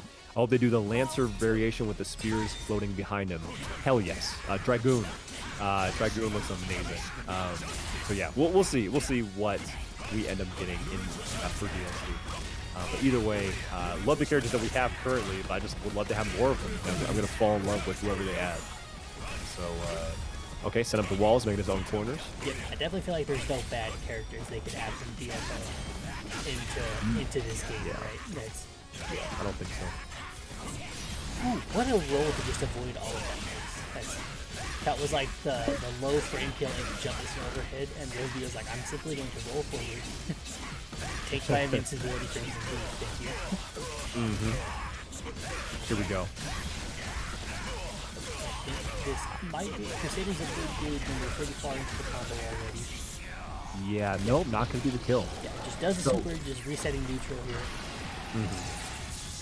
So this is a big deal. I mean, obviously it's the damage. Take the damage. He is. That's it. That connects from there. Yep. My God. Should have killed him. What's the thing Dano says? Like, go for the head next time? You should have gone for the head. Yeah.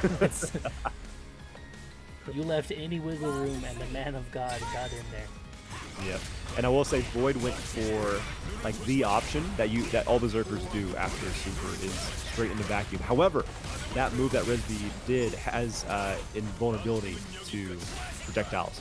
So it worked out great for Rezby. He's able to walk away with a win. He's now going to try and throw him back into Apocalypse. If not, he'll just use Apocalypse to protect himself. Rezby's had amazing reactions to that. He's back thrown every time that Void has rolled through. Like he's like done a button or a wall or something like that, and Void will roll through to get on the other side. But he's always answered it with the throws. I believe the throws. I mean, the rolls are not thrown instantly, right? Just strike instantly. Right. That's correct. At least the enemy did it, right? But yeah, that's Rezby answering it back with a 1-1 now. Yep. I will say the timing, especially with frame 1 rolls, it's gotten incredibly specific. I feel like because usually like they'll roll and you'll throw, and you will feel like the throw will just go through, which is you're a frame or two off. The jump hammer into conversion into the jump hammer again. That is so good looking. And he activates the install. Yeah, I love that he got a DP, did that jump in combo, ended the combo with this is game. Oh, yeah. This is so round. Apocalypse. Oh my God. Cool guys don't look at explosions. The combo's still going on. He's already dead.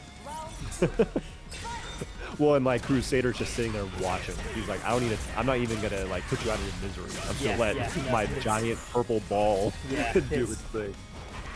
Like, I have called Apocalypse, and you're gonna sit here and watch it with me. Ooh, forward roll DP. You can do that as Crusader? Yes, you sure as hell can. I thought that was a Berserker exclusive. I think Berserker and Ranger is who I see do it the most. But yeah, any character can do it. But yeah, those characters I think have a little bit of help with just how good their DPs can be. Okay, this should be the kill coming from Void onto Rezby. He's in a way. Oh, he goes for the setup. Yeah, you got it. Yeah, I'm not sure that would have been close. I don't know if they could quite. They were pretty far into the combo, and Crusader's a big dude, so I don't know if they would have. And the last time they did super hit didn't kill, they perished. So I like just going for a setup, answering the next one. That's the guaranteed kill. Take the round. Yep.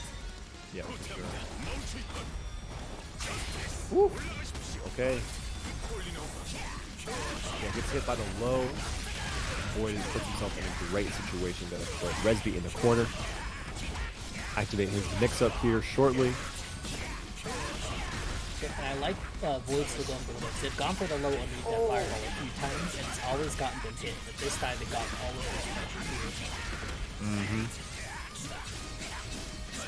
Yeah, that's one of the scariest mix-ups is when he's in Frenzy, he can do the jump M. And then like that's an instant overhead that he can follow up with, you know, kind of any combo he wants. This is gonna be the kill. Void is gonna go up 2-1 over Rezby. Now I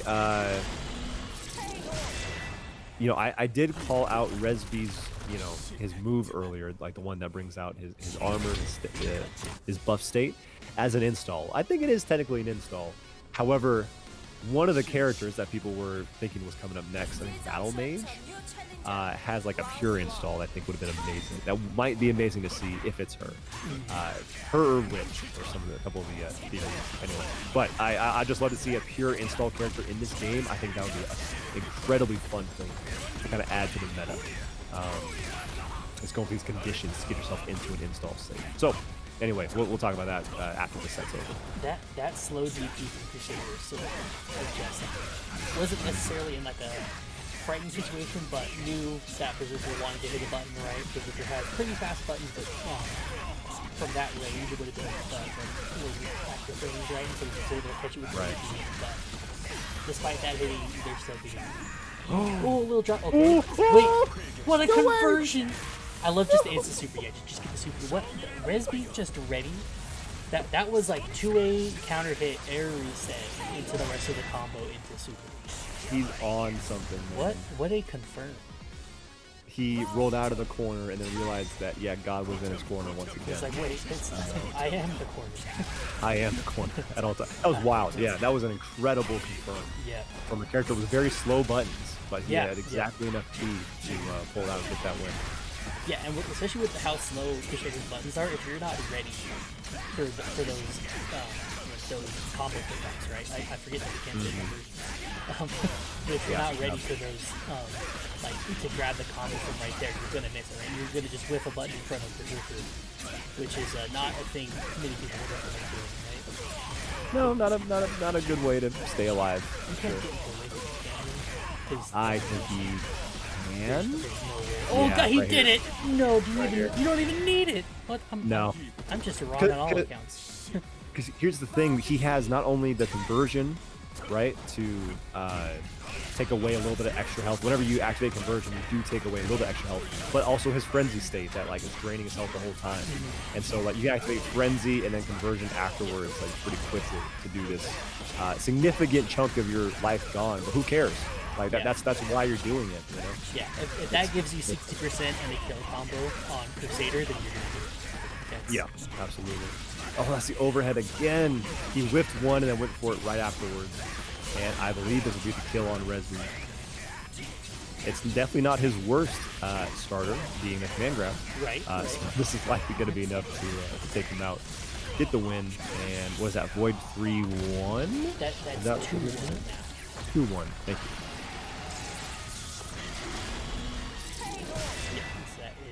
Void taking it up 2-1 in the set. But yeah, and lots of, again, like this is, you talk about a lot of, maybe it is 3-1, maybe I'm wrong on the buttons. It might, nope, you're right. Yeah. I did just forget, I was so busy watching the match, I forgot to update the second score. Okay, it is 3-1. That's when you know it's good. Yeah, I was enthralled here now. So let's get these channel points out for everybody. This is our first match of winner side top 8. Perfect. Yo, and everyone. So entering here into top 8. Yeah, I just want to remind you guys, these tournaments are weekly. We stream every single week, Mondays here on Twitch, and then we upload those videos to YouTube. I'll go and throw my YouTube link here, bam, in the channel right now. You guys can check those out. We have all of the individual videos as well as the full brackets, the full screens from our tournaments are right there. And including, we've seen these guys quite a bit. Alpaca has been here for a very, very long time, joining us on commentary tonight as well as competing. And then Levi has joined us recently. And go ahead and predict who you guys think might win this particular set. With that, so 97% of the votes on Rezby, 3% on Void. Whoa! So the person who voted on Void, you are eating his evening. Hope you got enough channel points to share with the class. But I think it was like almost like 2,000 to 30 or something like that. Wow. So they're that's getting wild. all of it. But Levi, yeah, with such a that was just one big Berserker combo into Striker, one touching 25% health Berserker. Just DNF Duel things. Yeah, no big deal. Lots of pressure here. One of the few situations where Berserker went into a conversion and didn't come out like on top after the situation. So pretty wild. Pretty wild that Striker was actually like fast enough to get the combo and the kill. That is Levi going up 1-0 over Alpaca. And shout outs to Clivus with the raid too, bring it in. I think they were streaming their tournament run. I think they were out to Vagabond in loser side. So yeah. But yeah, congrats, did pretty good. Yeah, losing to DaniPhantomPR, the two pretty good names. I don't know how we got Vagabond in loser side, but I have no clue. It's tragic. Absolutely no clue.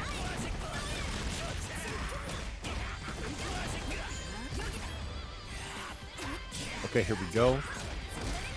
No, again, yeah, Alpaca is kind of hurting, hurting, bleeding, and then Levi jumps in, with a couple of their own combos. Yep, that's plus range. Okay, this is where Berserker is weakest when he doesn't have conversion. However, he just got some health back. So now is able to jump into this overhead mix. This should be the kill. Alpaca will take this round.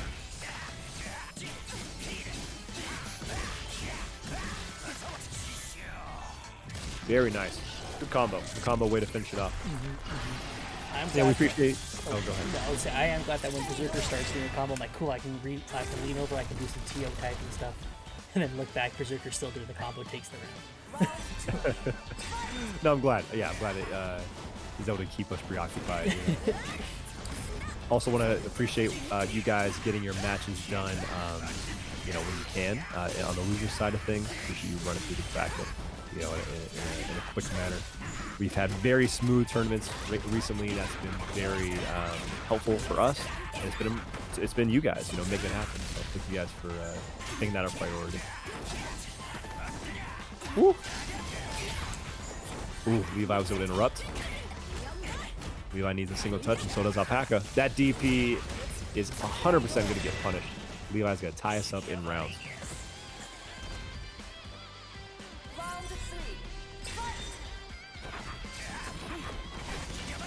Okay, here we go. Alpaca's life is slowly draining away, but he does not care.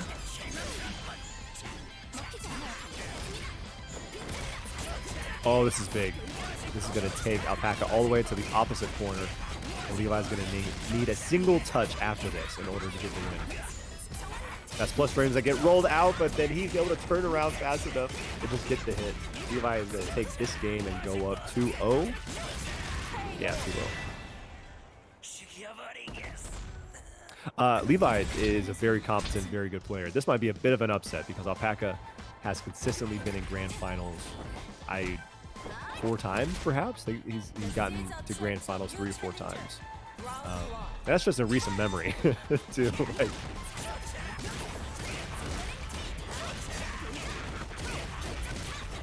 Yeah.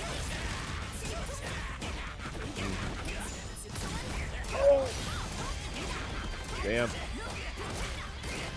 It is funny, both these characters have significantly longer combos than most other characters in the cast. Ghostblade has pretty long combos. But both of these, are kind of that that auto kind of, your eyes glaze over if you're getting hit by them or you're not paying attention. However, that is a perfect, I thought, by Levi. And now they are gunning for a perfect again if they get essentially one more open up.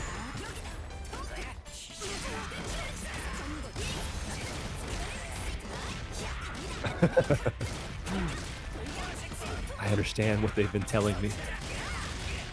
Oh! Okay, there it is.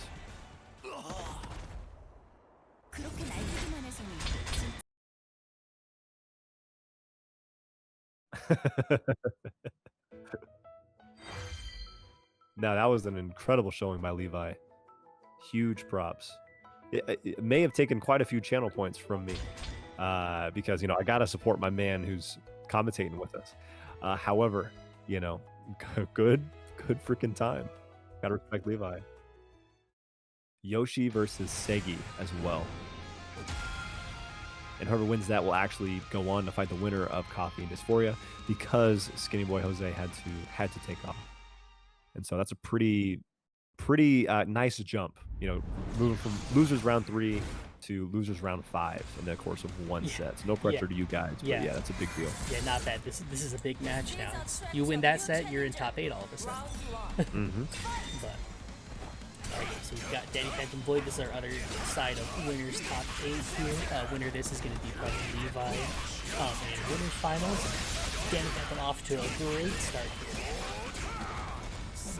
Someone, Mirror Jane, this is too much Zerker in one go, man. No, we see the character a lot. Yes, we do see the character a lot. And we see Vanguard a lot too, but I think people are a little bit more pumped to see some Vanguard play. But hey, Berserker's good, right? Berserker is very good. So we get to see Berserker often. We're going to see a lot of good players playing Berserker. This is going to be incredibly close to the kill. This is by far his worst starter, but I think... No! He didn't get it. Oh, sweet Wampa.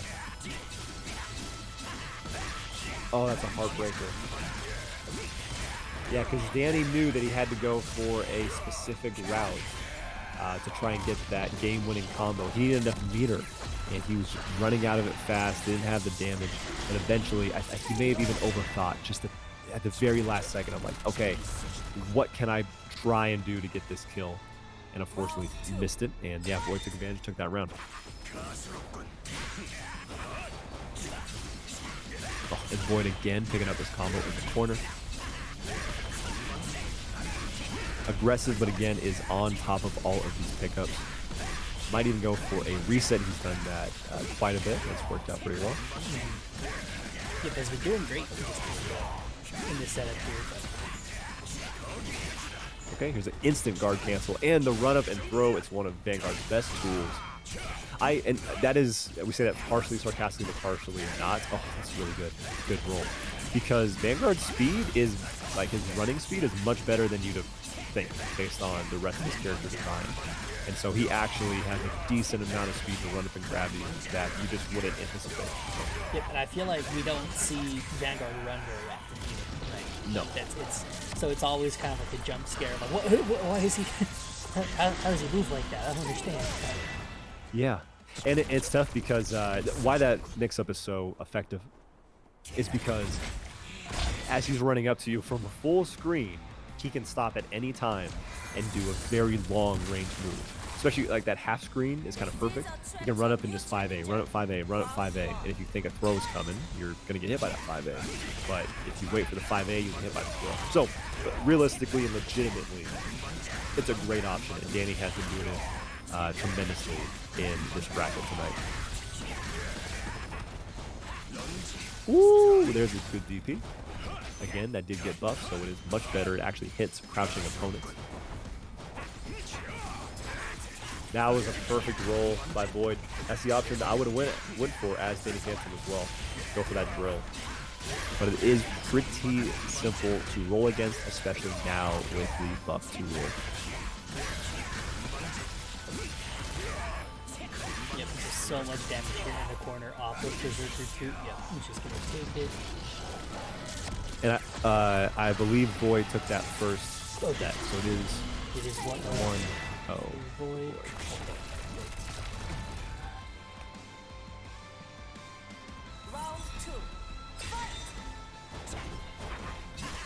Ooh.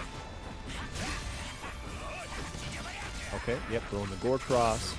Goes into the head, doesn't have any conversion, it's trying to follow up afterwards, and he's going to get hit immediately. Just good corner combo damage. And we'll see what the mix-up is after this.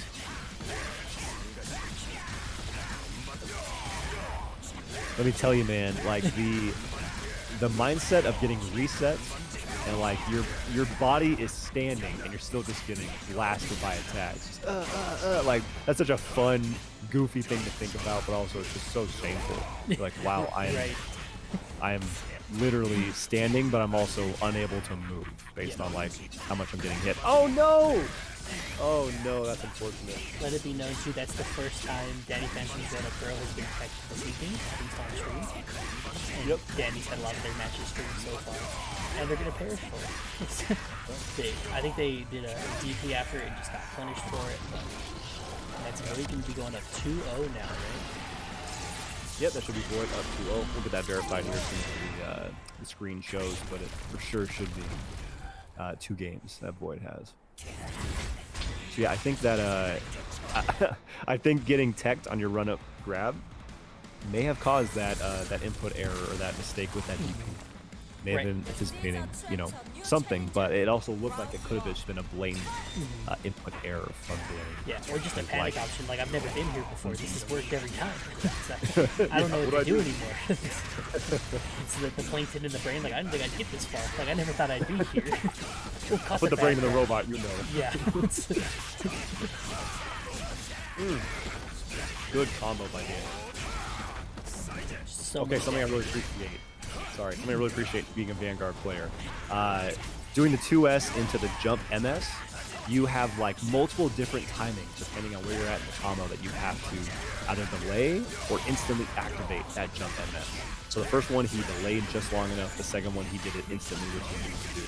So very, very cool to see the knowledge, and awesome that the run-up throw is not out of his arsenal just because it got teched once. He's going to bring it back and use it again. That being stubborn in fighting games is such a skill sometimes that it can lead to a lot of bad things. But when you're stubborn in the sense that you don't give up on an option when it gets beaten once, but it's part of a mix, right? If it's part of something in the kitchen that you've got plenty of things of, it's a great thing to be stubborn on. Just like this can work, especially there, you know, it worked and it got you a whole round, right? So you didn't have to do anything else. You got the throw. Sorry. Did you see the Secret Retreats chat? Danny better bust out the Fenton Thermos. I know it feels like a candid matchup of what Berserker is and DaniPhantom, right? Like this is someone. Ghostblade is the only thing that would be more. Yeah. Only Ghostblade would also be the candid matchup. But they are the same class, you know, like they are from the same group. So like they're close. They're very close. Again, rolling through, and but there's the back hit that just put the cheeks on him, dude. And dropped it. You know that's where Berserker keeps the paper. He's right there in the back pocket. Every time I see that now, what I'm gonna think of is Tai Lung. Like, what are you gonna do, big boy? Sit on me? And you see the slow motion of Poe sitting on Tai Lung. Comes through Vanda, and it's just Berserker hitting Vanguard in the face with his cheeks. That is Void taking it 3-0 again. Incredible player in Void, incredible player in Danny as well. However, I just definitely took advantage of those situations where he came out on top, and good advanced to winners side, and winners finals I believe is where they're going to next. They are winners finals up against Levi, so that match will be a little bit later. I think so. Yeah, I mean Vagabond, Crusader, Rezby, Crusader. I've never seen either of these players play anyone else. So yes. That's hype. Which one's wearing the dark robes? So which one is like the corrupted? Welcome to Monday Night Mass. Population Vagabond and Rezby. Alpaca, do you have any insight on a Crusader mirror? Not a clue. Yeah, I don't either. I mean, Vagabond. Both these guys have won a Mutiny. Vagabond won most recently. I have no clue what is about to happen. lot of spears, that's for sure. A whole ton of spears of Longinus, which again you guys can predict. Use your channel points and predict on this mirror. This is not something we get to see often, I think, in many places. And so look, dude, what a freaking champ in Rezby. What a jerk, just walking slowly as Apocalypse like hits all around him. I think he could have won there, but that was way cooler. He won with the berry that we like haven't seen almost at all in the course of our Crusader matches of the last couple weeks. Oh, pulled it out at the perfect time. Able to get it. It's so cool. Again, this was the character I played first because come on, you know, pray for solar beams. It's amazing. However, I love seeing kind of the improved, enhanced gameplay that these two are able to bring out of this character.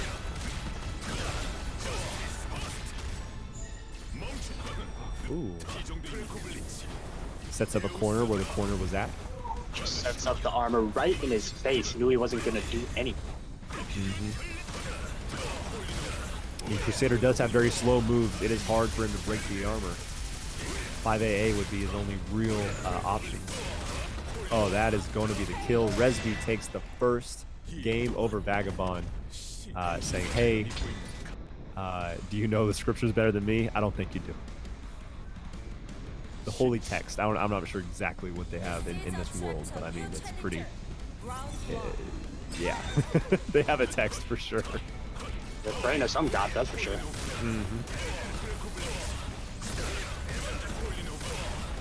Ooh. The Vagabond, showing why he's still here. I'm not sure what Crusader can do against the armor. He just kind of cries, right? Yeah, I mean, yeah, you can't really do much.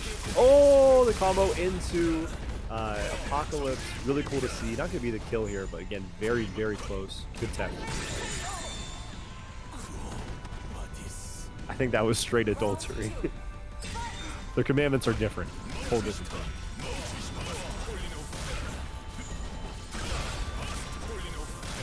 I'm trying to set up the wall, gets hit by the spear. Rezby keeps going. Oh, go Vagabond. Oh. This man getting bounced like a basketball. Yeah. No, the way that the characters bounce after the hammers, after the spears. Yeah, it's cool.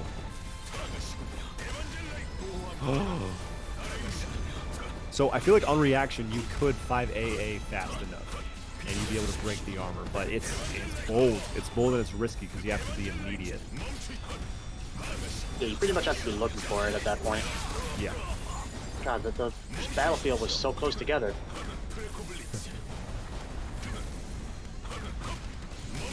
Yeah, stage size doesn't matter when you're fighting Crusader. Okay, not a lot of meter, but I think still just enough to get this kill. Tackle into super, should always connect. Because we're going to take round 2. Commandment 10, thou shalt hold this wall.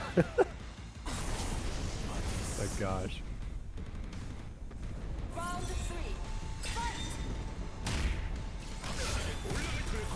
I'm really wanting to quote some Steve Austin here. You know, they're talking to each other. You're quoting John 3:16, Crusader 3:16, said I just kicked your ass.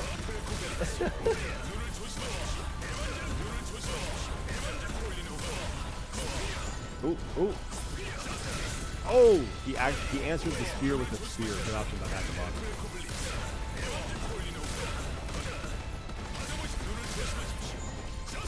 Okay. Blocked spear by Rezby. Exit should be it. There it is. Wow. Yo, Rezby ready with these conversion combos, dude. That was wild looking. Oh, they traded. 2A. Rezby wins that trade though. Goes up 2-0. Yep. Good stuff. The seeds attract a new challenger. Round 1.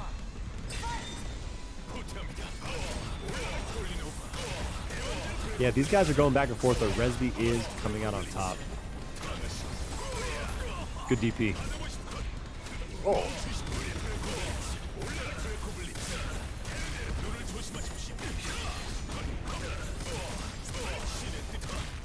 Yeah, and Crusader is one of the few characters whose low poke is so plus that he gets, you know, just continues combos off of it. He can't like link that low poke into his other attacks, but he can just link it into itself, or just do it again and then go into like special moves afterwards. This is going to be a tough situation for Rezby to get out of. What's he going to do? He's going to get hit, and he's going to die. Get shimmied. Round 2. Fight. Wow. We're very close together. And Crusader's already huge, so that's really fun.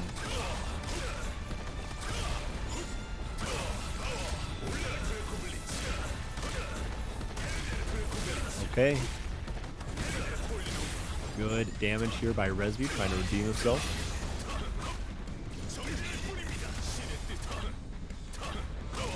Oh! This could be some good damage.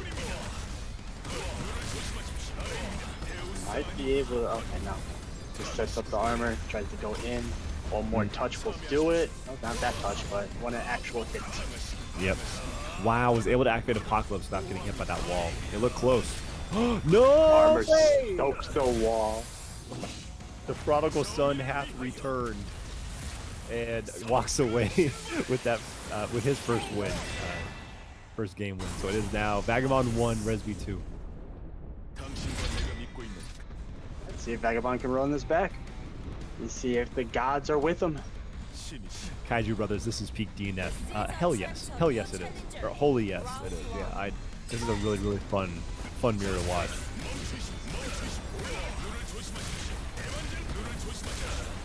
Very unique, I'd say. No other matchup would give you two walls that can like eliminate, you know, eliminate 80% of the screen.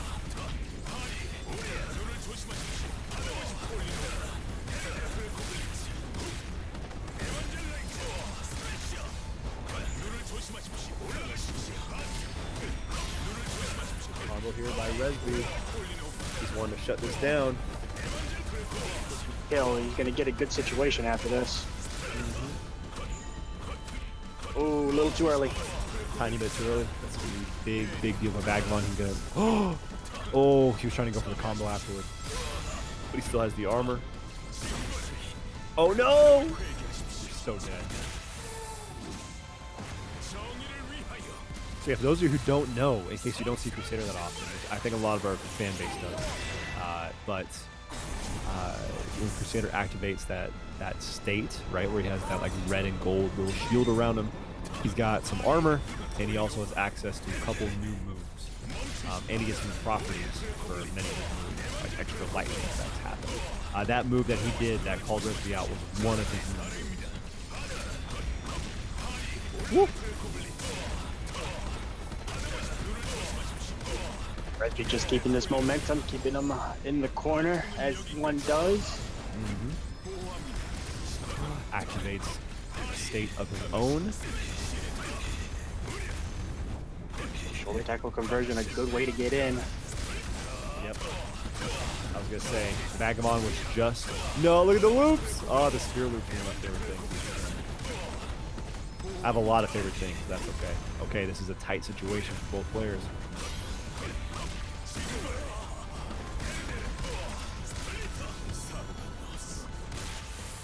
Wow. Vagabond out here. On that big hammer from the armor one more time, helping him take the second round and the fourth game. Yep. Vagabond is looking at Rezby in the eye and says, "Do you love me? Take this mix." It all comes down to this. Game 5 of the Holy Men.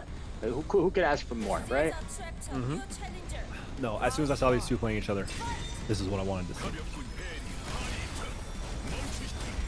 Man could just run forward with impunity. Just take an armor hit of the wall, but not enough.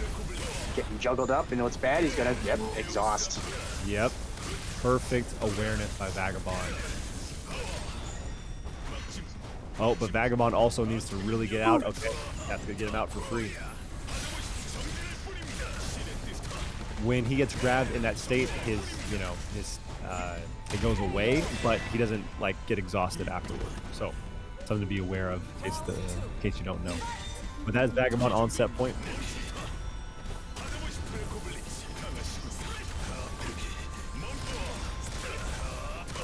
Yeah, feels good. The wall is counted as a projectile, so the tackle was able to avoid it completely.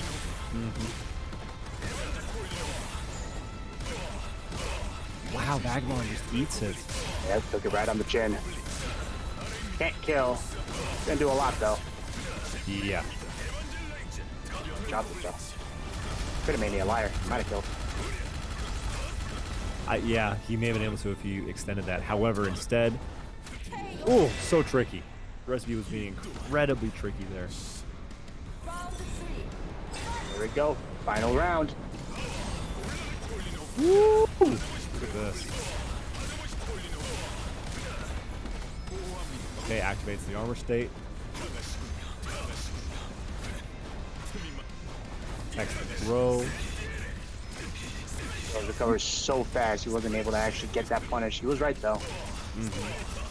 Okay, Rezby does not use conversion. Oh, and that sucks. He didn't use conversion because he didn't want all that health to leave, but then it went away with the next interaction anyway.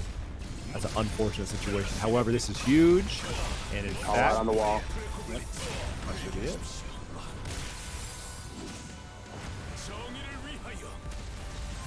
Wow.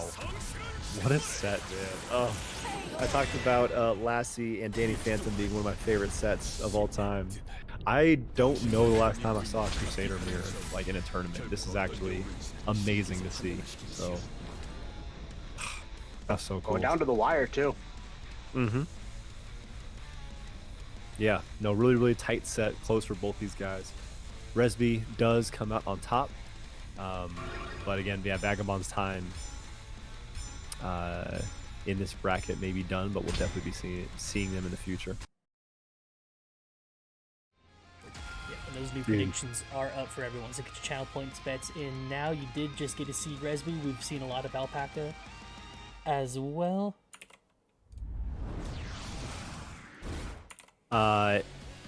Rezby saying that they typically don't fight each other, and it said that was actually the first time that they've played. And like, yeah, we Crusaders don't go for each other that often. Yeah, right. It's like, hey, I'm gonna just let you have this. Like, that's we got to spread the word, not destroy it. Yeah, I do remember. Yeah, again, the first like 2 weeks of the game, I was all about Crusader. Me and Rezby played a number of times, and I think Rezby came out on top in sets. I think it was like 1-2 out of like a couple of ranked sets that me and him I remember playing against. Yeah, this man's Crusader is insane, and he's warm. You know, Alpaca was watching, Alpaca was studying during the commentary. However, how Rezby is coming off to the win, so got a lot of momentum here. Yep, and gets the first round with all of that. Yeah, and so Rezby coming in hot. I think Alpaca has shown, at least in the recent weeks that they've been up here commentating as well, has done very good at being able to switch, but maybe just needs to make sure to get that switch going back to the competitor brain here. But good thing with Berserker 2, you only really need to hit that switch like twice. Oh, because you go corner combo. That's true. Ooh. I didn't think he hit it at first. I couldn't tell because there was just so much stuff on the screen. I don't think he hit him the first time. I think he hit him with the second hit of the stream. Berserker scenes. Yep, you're in the corner now for real. Oh, the empty hop low classic. Yep, and that's gonna be the round here for Alpaca. Surely, yeah, just vacuum super. They wanted you two to take each other out. No, no. Not maybe in grands. yeah. I'm down to watch as much Crusader ever, because that Crusader was I remember the game first announced. I was like, oh, I don't really know. I'm probably just gonna keep playing Street Fighter. And then I saw Crusader. I was like, hold on, let's take a look. Yeah. So they might be onto something like the Woody meme. Like, hold on, let him cook. Like, they might have something. God, Crusader has so much health. That cross, that's filthy. Every time we do this tournament, I see something else in this game like that is just dirt nasty. And I love it because I am mainly a TO and commentator for this game. But Yeah, if you my have to hand, deal with it. yeah, if my hands were on the controller, I'd be fuming. Like, what do you mean that cross up? It doesn't exist in this game. Can you put me in another vacuum? Oh, Yo, wake up throw! Wake up throw! Dude, just Throws in a row. Rezby is one of the best, I think, of just having zero fear in this video game. Is like why, like that was a berserker and you woke up throw and then you did forward dash throw. So no meat. You've got a hammer. You've got your 2A. It's like nah, I'm gonna hold forward on my controller and I'm gonna throw you and it's gonna work. And it did. Got in game 1. No, that was perfect. Again, Alpaca, like every berserker player, kind of has to sacrifice so much of their health to. Oh, and they did it right there again. You know, so much of the health is just gone, and now gonna get a good combo. Really only needs, you know, one combo after this, potentially another one. However, now it does protect the awakening, and so all that life is starting to come back with every single hit they get. Guard cancel. No. Yep. It's a good try, especially if you think like a double overhead is coming, but it is a safe option for Berserker. Yeah, and Mike is going to be able to take the round here, just extended combos. Plenty meter to work with, also has that super. Yeah, a couple more hits just to ensure Crusader is a bigger fella. So gotta whittle that health bar down just a little lower than you maybe need to on most characters, but. Yep. Blimey, that's a big woman. I will say this too about Monk. Literally looks like as if Crusader just took off his hoodie, you know, and like as well as the hammer with him. It's like design-wise, it's just a giant, beefy, buff, righteous man that is like, I kind of want to use my fists and like my crucifix gauntlet. Yeah, you know, God gave me these hands to beat my ass. Go forth and do my work. Yes. Get the boxing pools. Yes. Okay. Yep. Got behind him, got the block. Yeah. Pre-patch that wouldn't work. Rezby would have hit that roll, but instead we'll hit that interaction, and it's going to go ahead and take another round. The hammer has a name. What is it? What's the hammer's name? Is it like, you know? It's just Mjolnir, but it's got the actual handle on it. Oh, yeah, that'd be pretty sick. Thunder Hammer Jupiter. Cool. Oh, that's way cooler than what I said. I mean, I love Vikings, but... But yeah, like different mythologies. Yeah, you know, yeah. different, Vikings didn't exactly origins. call on God and crosses. Traditionally, that was... Oh. Perfect. The perfect to take game 2. My gosh. Okay, Rezby, yeah, up 2-0 over Alpaca. This is an impressive showing. Rezby's like, I've had enough of you playing and competing. You get back over there. Just pick a lane, my friend. Pick a lane. Okay, Alpaca could go ahead and get a lot of damage here in the corner. Go into his setup as well. As soon as it's done, he runs up with the instant overhead that hits all the time, and it is so hard to get around. So good option to go for. Get the restand as well. You're on your feet, but you can't do nothing. And we'll see just how much damage he can get. He can go to Awakening for sure. And so I believe as long as he gets like a vacuum. Oh, okay. That's tight. Well, just, yeah, I think they can do it, but I don't know. Maybe. No. Okay. Vacuum? No. Oh. Who knows what they did? Rezby, I mean, they did it. Was it against Void where that worked? Where they supered Rezby and didn't kill him? Oh, yeah. Yeah, they supered Rezby, didn't kill him, and then Rezby woke up with the shoulder charge. Yeah. And here, instead, woke up with the wall, which is one of the best scramble options in the entire game. It tracks, it's fast, it launches. It is a ridiculous move. But yeah, good just awareness by Rezby, honestly. Like, he stole that round from Alpaca. When you come at the kingdom of God, you better not miss, I guess. Ooh. Dude, this could be some ridiculous damage in the corner. Take what, 3 spears in a row? Yeah. That's it. Crusader has their very own multi-purpose button, just like Vanguard, or all-purpose button. Yes. All right, and that's Rezby with the 4-win streak in the lobby, who just has had enough of this, does not want to be here on loser side, is moving on up into losers semis now, so they're going to be up against the winner of Dysphoria and DaniPhantom. That's actually going to run off stream. And then let's get these channel point predictions up for everybody here as well. Those are live, so make sure you get in there, get your bets in.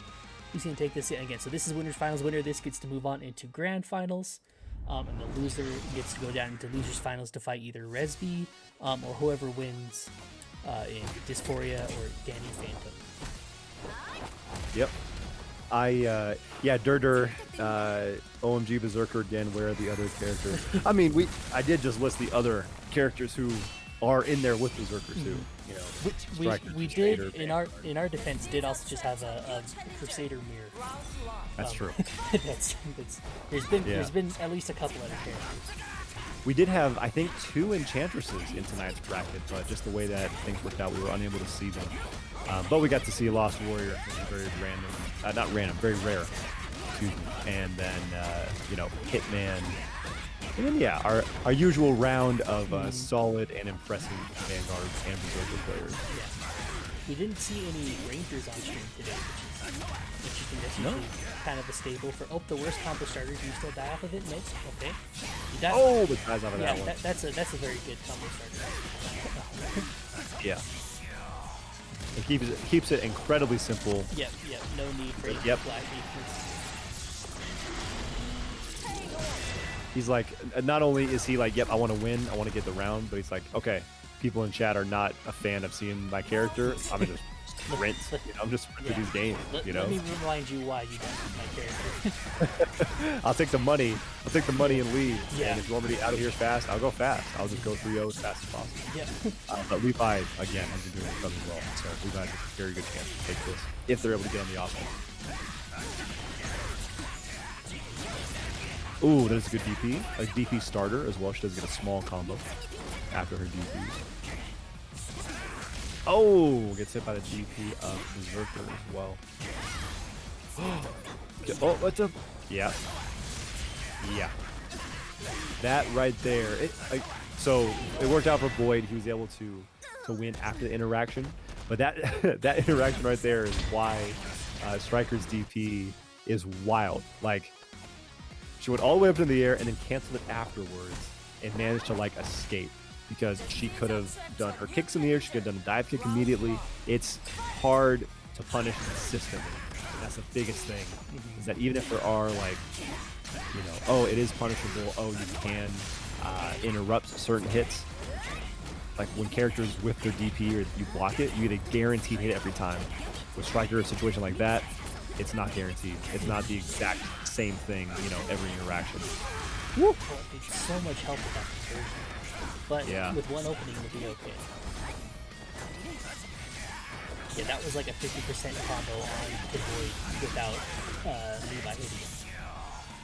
But yeah, I just caught it there. So yeah, we're fine. Like I said, you hit him once and it was fine. But you gave up half your life for a conversion. Yep, no good stuff by Void there for sure.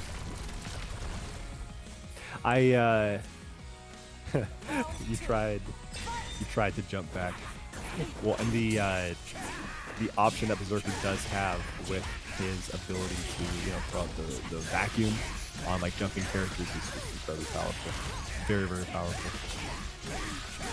Right, and Striker shoulders also projectile invincible, right? Is that? I think it's the shoulder. The shoulder has a projectile invincible, yeah. So if they're in the air, they're out of projectile invincible moves, right? So yes. Gotta hold the vacuum. Okay, and Void's gonna be able to put himself into Awakening. Is he gonna be able to do it in time? Yep, here it is. Yeah. Alright, so that should be Void going up 2-0 over Levi here in winners finals. I love the one where's like, hey, you're not allowed to lose to any other strikers. Feel free to lose to me whenever you want, but anyone else, forget about it. Yeah, not allowed. That is my whole spiel in Street Fighter with all my locals. I'm like, I swear, if you ever lose to my character, other than me, like Like I've told you everything this character does. I tell you everything as I figure it out too. I'd like to have that, but unfortunately, everyone that I play against, they also play against the two best people at my character. Right. It's a lot harder to have that argument when the other people in the scene are DaniPhantom and Clivus.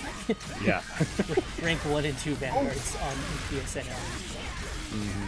Damn, look at this. Oh, and he waits for the roll perfectly. Yeah, Void just ready for everything right now. I got momentum. Yeah, I actually, I was joking about it earlier, but I kind of like what this mentality could be. Of like, hey, you guys don't like my character? I don't care, but also you're welcome because I'm going as fast as I can. Right. It's, he is trying his hardest. I'm a man of the people at his heart. If you don't like this, I will do my best to get it off your screen. Again, it's hype though. Like situations like that, the baited guard cancel, and then getting the ridiculous combo, and look, it was a reset. So yeah, this man is totally going to get the win. Yeah. It's not over. We all like, oh, it is over, but just not how any of us thought it would be. I don't remember ever seeing that. Like a jump back, delay as long as possible overhead, because usually they do the running forward overhead with like the double moments, But yeah, that was nutty. Videos up, and again, awesome DNF content. That's where I learned almost everything I know about this game. Was from those videos and just from subscribing here. But here we are. This is losers semis. We've got Rezby and Dysphoria. So Dysphoria taking it over DaniPhantom. Man, that would have been a good set to watch, but we have too many good sets to watch. So, we had to watch the ones that were available. Yeah, that seems to be the growing pains of Mutiny is I want to see every match, but more than I want to see every match, I want to go to bed at a reasonable time this evening. And I'm sure everyone in the tournament wants to progress forward, right? Yeah, but we're still on very good track to be consistent with how long we've been the last little while. So, but yeah, let's see how this match goes. Rezby, ooh, a little tricky there with a conversion, and a great anti-air option by Dysphoria.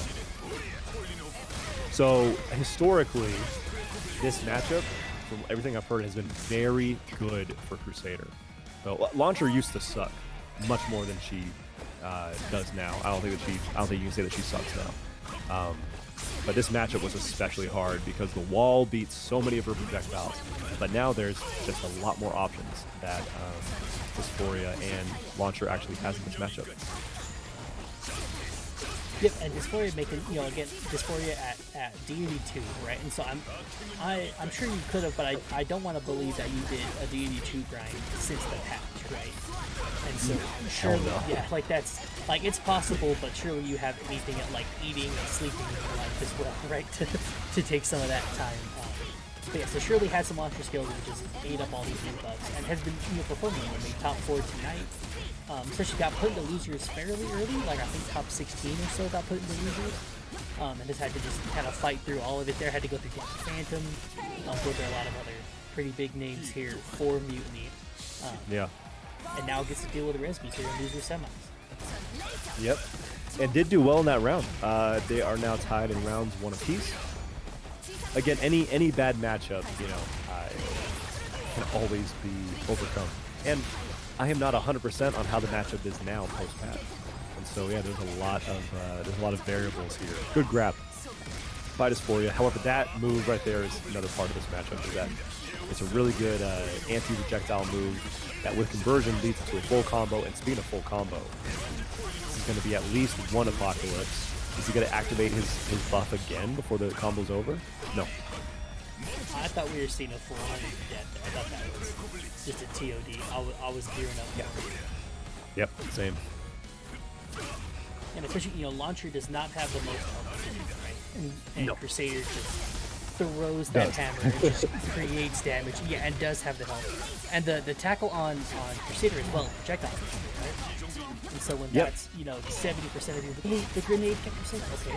Ooh! And the tackle is slow on startup though. That's what he tried to do right there, and did not come out in time. And so that's a lot of the invincible to projectile moves have a decent amount of startup. I think Striker's is very fast. I think hers is very quick. The character's quick, so it makes sense. Vanguard's is very slow. You have to go into your brandish to even access it, and so there's an extra step, you know, for his. Crusader's is slow because, yeah, look at this man. You know, he's not exactly Usain Bolt when it comes to speed. He's not built the same. Oh, that flamethrower just chunks away. Oh, yep. But yeah, not able to cancel it on the whiff or anything there from rolling through it. Rezby has gotten in. Right, and this is the classic matchup with any zoner versus anybody fighting, right? It's like, oh, just get in beforehand. And that solves it, right? But Crusader can just dish out so much damage once they get in. It's the same as like the Berserker launcher matchup, right? Is that you, in theory, you'll, like, there's no burst in this game, so realistically, you kind of only need to get in. And then all of a sudden, and it's interesting because he's also a projectile character as well, but in a different way, in a very different way. Yeah. You know, so yeah, it's a really interesting. He brings you to him with the wall, like his air spear bounces you for a combo. He has projectiles of his own, but yes, in this matchup, a lot of his are not going to come out fast enough, except for the spear. The spear is just amazing. But yeah, it is a really fascinating interaction. Oh, that's going to be a full combo into death? Not quite. Yep, that 5AA is so good. I believe it's a 5AA, but just the little double shot there. Okay, throwing out the wall. You have to go through a cross to hit another cross, and then a cross came behind that cross.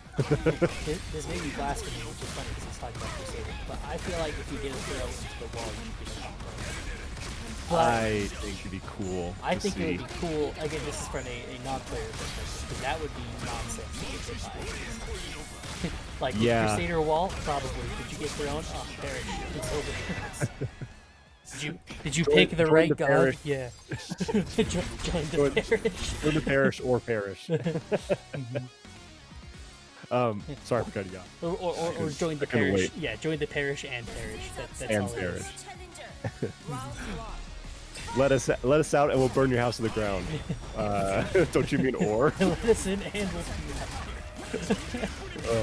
so good. Ooh, conversion off the tackle. Good combo here in the corner. Throwing the spear. Jumping back. Oh, yep. Her DP is not amazing, but it will catch the extended hurt box that Crusader put out on that move. I'm still on over the Kronk since I'm like reeling in my chair a little bit. I didn't know anyone else had seen that movie. Yes. 100%. I used to watch that movie like once. Oh, the DP! I don't care about your grenade. It still hits him, right? I'll stand by as someone who has a bachelor's in media studies and is about 2 months away from a master's in media studies. I think Kronk's New Groove is one of the best Disney sequels that is like the non-kosher Disney sequels. Right. That one's pretty fun. Yeah. It's much better than like Atlantis 2 and like Tarzan 2 and Mulan 2 and all those off-brand sequels. Kronk's New Groove has some good stuff going for it. It's up there with like Break into Electric Boogaloo, where like the sequel may be better than the original. You know, if Emperor's New Groove wasn't as good. Anyways, DNF, I forgot. I'll talk about this all night. Sorry. We'll talk in just a bit about other good sequels. Let me just hard pass this real quick. Okay, back into the match. Got the buff up and still had time to block. Oh, this is bad news. Yeah, he got one hit of armor hit, but then had enough time to conversion and block. But then or at least block. But then was unable to get the hit in the conversion and combo. It was there. The timing was just off. And for that, he is going to die. That was unfortunate because there was so much damage just left on the table. Yep, and it looks like Launcher does crouch down when she does that full screen laser thing. It looks like she crouches down, so it looks like she gets under the Crusader fireball then, right? Because most characters just duck underneath that. Yeah, so what an answer. Almost every character has some type of ducking move that can go underneath it. Yeah, and so like she's the same. She's got that big slide attack right there. Yep. That actually now leads into pressure and or further combo. Here's the fact, who put Dysphoria into music? Because this is looking scary. Oh, it was Levi. Woo! Those are some of the coolest loops to see in this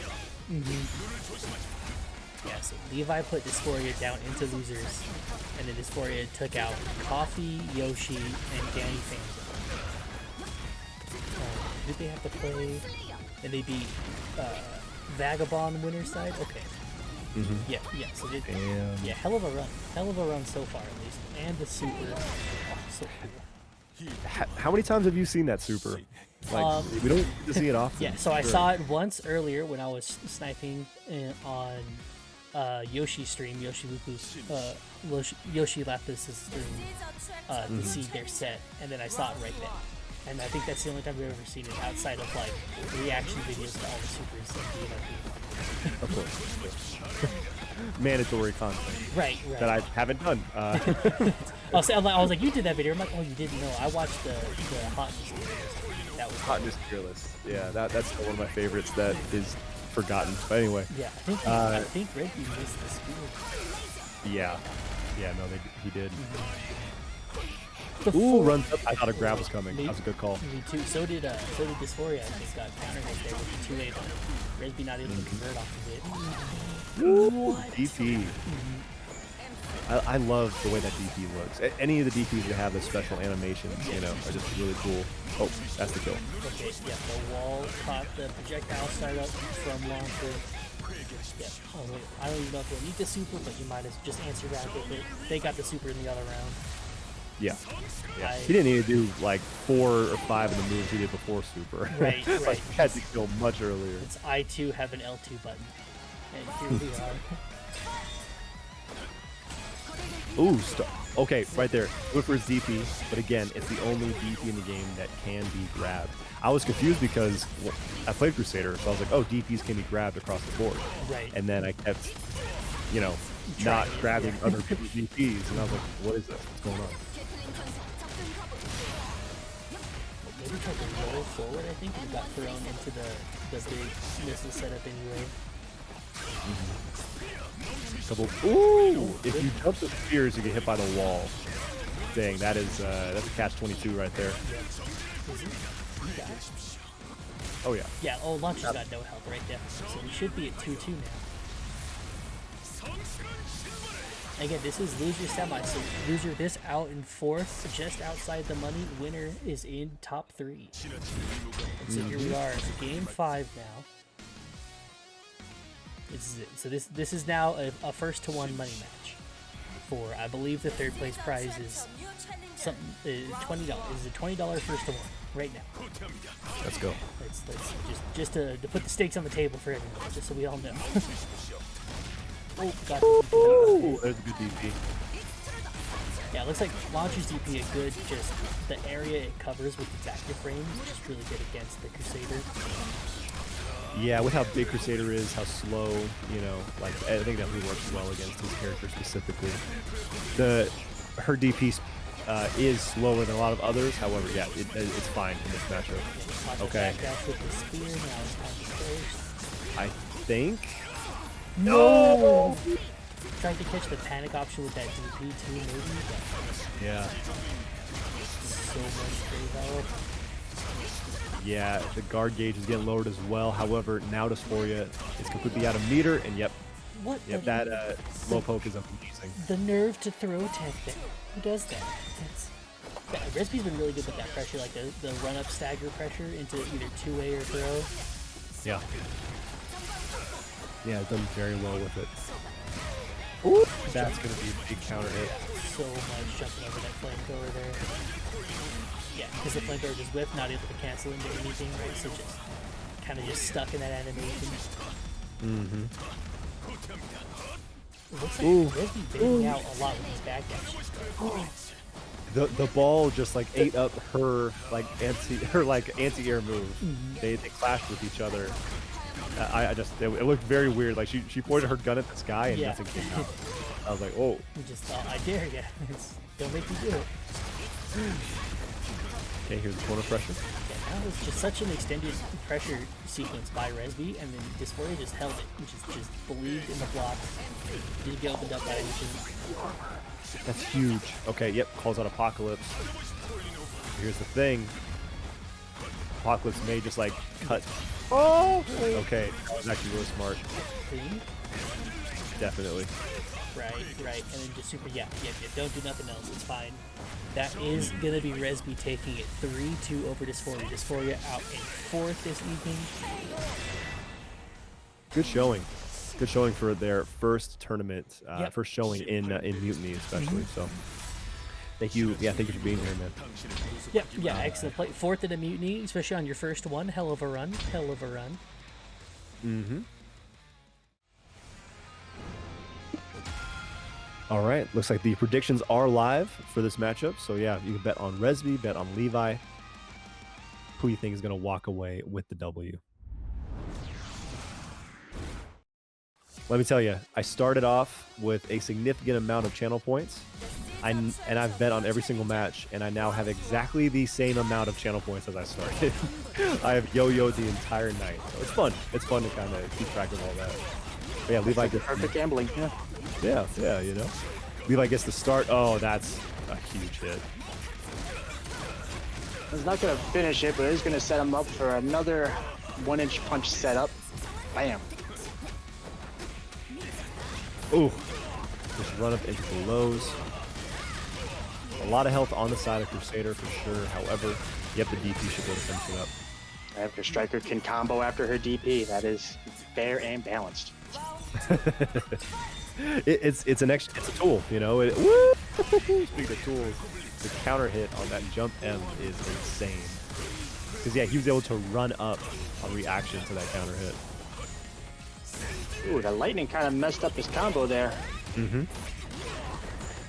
Yeah, no, the buff actually hurt him in that situation.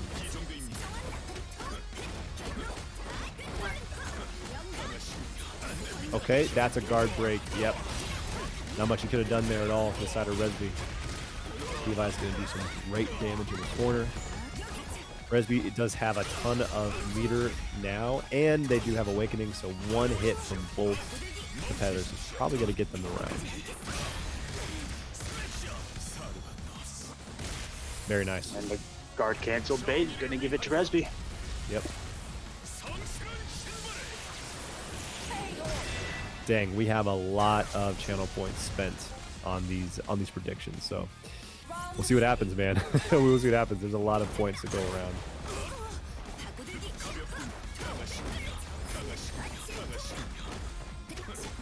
Okay, Rezby being patient and blocking.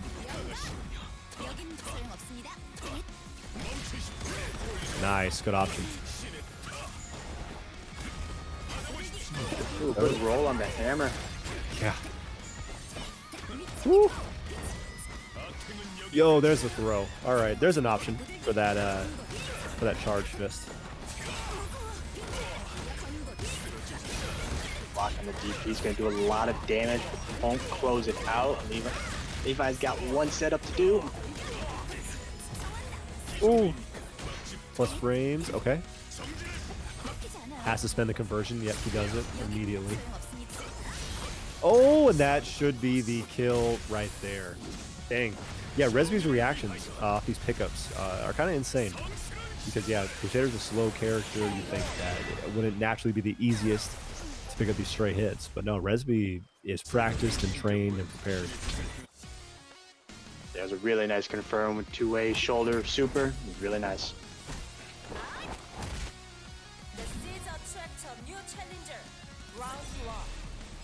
Fight! Here we go. Yep, good block on the wall. Both players being a little bit patient, but Rezby gets the first hit.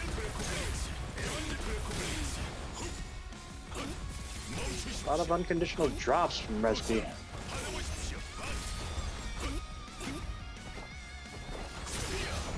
Not gonna let that deter him though. Yeah. To say, did have Levi's guard gauge down to half, but now with the flip of the script, he's gonna get this hit and put Levi into Awakening to do a lot of damage themselves before that point.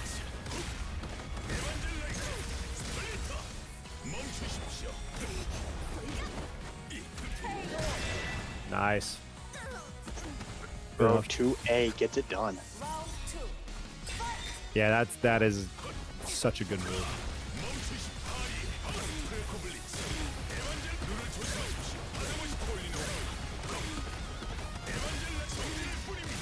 Ooh, there we go, all the way into the corner. Stagger on the JS, gonna do a lot of damage, but I don't think it's gonna finish it. Rezby's got one more chance to open him up. Oh!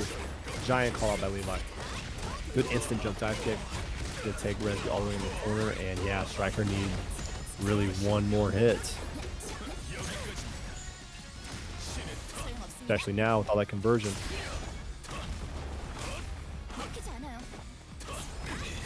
One more block. There we go. Yeah. Get there. Yeah, he's got it.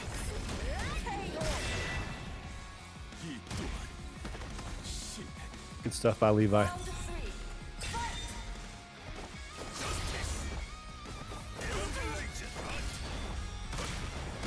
Woo! Oh, there's gonna be some damage from Rezby. Gotta finish off with the charge. Yep, there goes all that white health. By the fireball. I wonder what he was doing. Yeah, maybe just jumping, maybe? But either way, that was great. Oh no, he couldn't combo into the apocalypse. He was trying to. He's done that combo before. That's a perfect. How fast was that? 30 seconds essentially? 99 seconds down to 68? Wow. Hella fast, yep. That was good. Okay, was that Rezby up 2-0 on Levi? Levi's going to need a miracle, but Rezby is kind of in charge of the miracle, so that may not be happening. Like you said, Rezby is still riding this momentum. He wants that run back with Void. There we go. Yeah, good block. Good block by Levi. However, gets clipped on a long-reaching 5A. Oh, hey.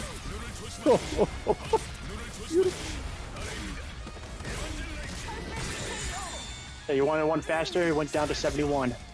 Wow. We all just need to take a second and just wipe our tears at that incredible DP bait. That was amazing.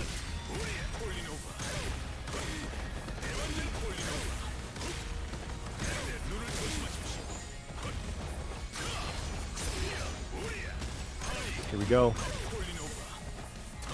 Yep, throwing out the project. That's such a good set. Again. Oh, that was everything. That drop was everything.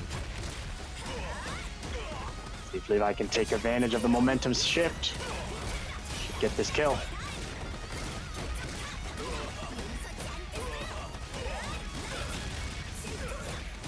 My gosh. Talk about David and Goliath. With being down to very little health, having practically a perfect up until that point, you know, is what Crusader had.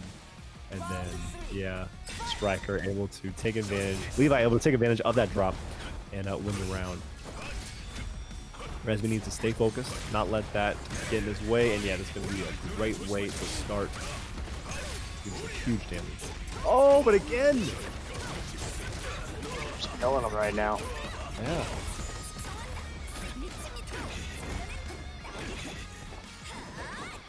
Woo.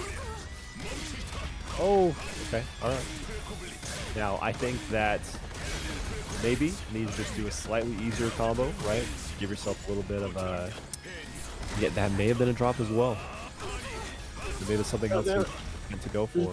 Definitely more of a better drop, and kept him in the corner and still had at least a little bit of Oki. I think the wall just ended a little sooner. So he's got Levi in Awakening, and he's just trying to finish him off. Yep, no meter. Slowly building it back up. It is ridiculous how cheap the spear is, so that is, whenever he has enough meters, he's going for that tool. Guard gauge going down. Oh! With a crazy interaction. Yeah, you called it out. The guard gauge was going down, and so Levi's like, I have to get in. I have to not block anything else. He got in, and then it was just the DP from Rezby able to... oh, they might have actually put replay. But we'll back out of here and because that is the set, that is 3-0 in favor of Rezby. Keep going.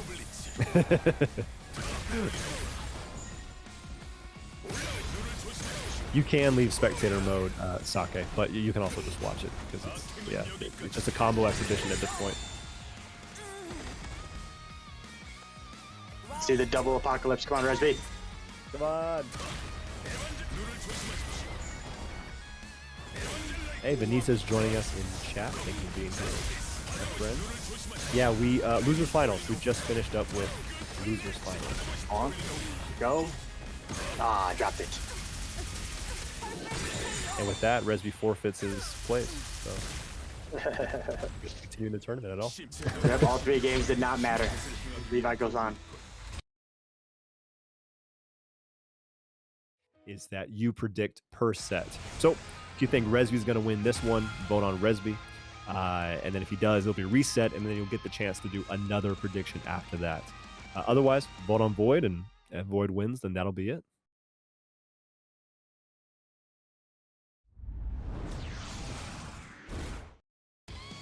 We had a lot of channel points in circulation tonight. Saki, do you know if there's like a stat of how many channel points were bet in total? Because that'd be a fun thing to look at, but I don't find it. Yeah, I do not know, but I can check and see. Okay. Yeah, sorry. I'll talk about the round start. Round start, both of them just knew they were going to respect each other, so they just threw on their power-ups. Yeah, Okay. Okay, so yeah, that was an insane round start. And then Rezby comboed Void into the very tip of Apocalypse, like the little explosion that happened at the very end, which I was really cool.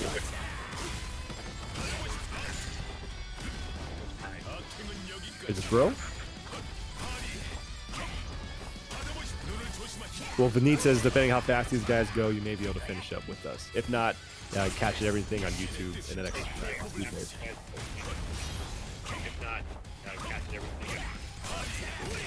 Woo! But if Rezby goes like Rezby's going, that's going to be a reset, and you know, the set will take a little bit more time. Good first game. The seeds attract a new challenger.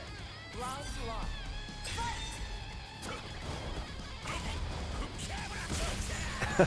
1. Okay, sorry, I gotta call this out. Benita's asking who's in Grands, and then Rezby replies Void, and then Void replies Rezby. Like the amount of respect, you know, to like say each other's names. Yeah, it's amazing. It's a true gentleman's game here in this DNF Duel for PlayStation 4. Quite. 6T wall berserker combos. Yeah, Void here with the corner combo. Gonna be doing stupid damage here. I was about to make a joke that if you were a different character, I'd ask how fast if you were dead, but I think you're dead anyways. Yeah. I think we know this. Silent. Yes. Silent. This is round. This is match 2 in this set. Grand finals in match 2 in this set. Rezby's up 1-0. He's on loser side. Good combo. Throws Void into the corner and then gets a huge uppercut starter. And activates the combo into... Yeah, this has got to be the kill right here. Apocalypse is going to finish him off. Those are so cool. 74 seconds. How fast can Rezby kill? That is what we're going with now.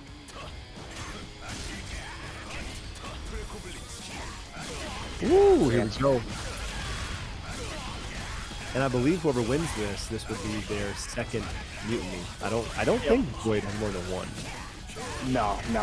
Regardless on who wins, it's going to be their second. The blocks. The overhead, yep. Tough.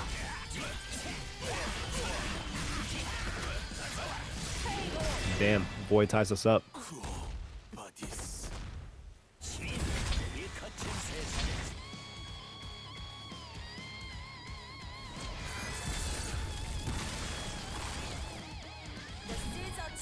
All right, here we go. One apiece here on the first set of grand finals.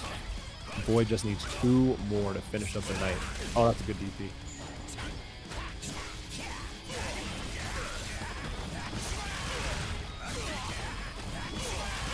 Okay, going to the corner here with some good damage. Gonna establish some pressure after that. Let's see what the mix is.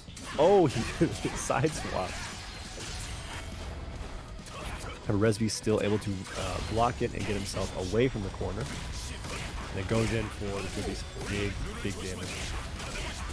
Conversion. Ooh! Wake up buttons by Void. That's gonna be it.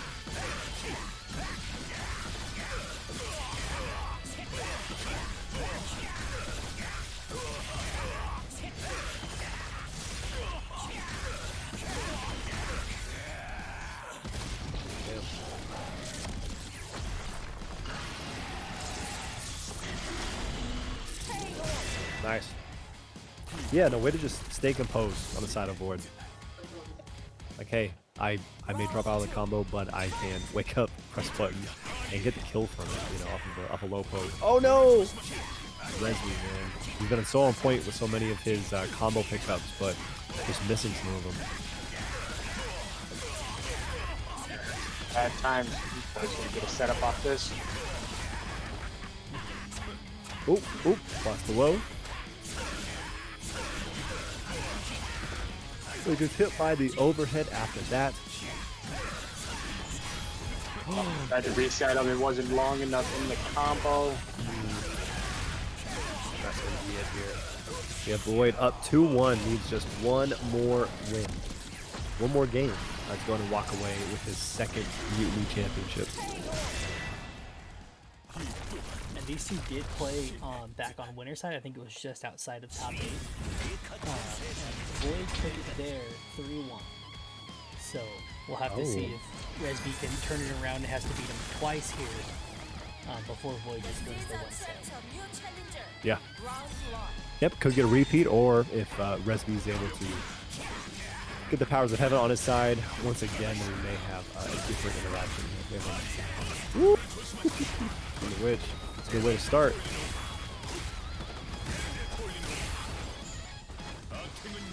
Nice throws Void back into the corner. Oh, that is definitely skill.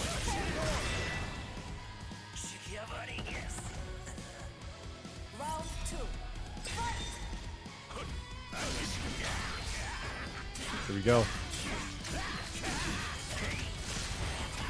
Good block by Rezby, but that guard gauge is getting hurt. It's going down. Fog. Yep. Is Rezby dead here, Alpaca? Yes. Okay. Yeah, he could be. Because I know the extra damage of a guard No, break. he can't get 2 sucks. Yeah, he can't get 2 sucks. Oh! Takes it up after the drop anyway, after the end of the combo. But is he It's going to go a 10 second win. Is he dead? Okay. Yes. Yeah. He died now. But is he dead this time?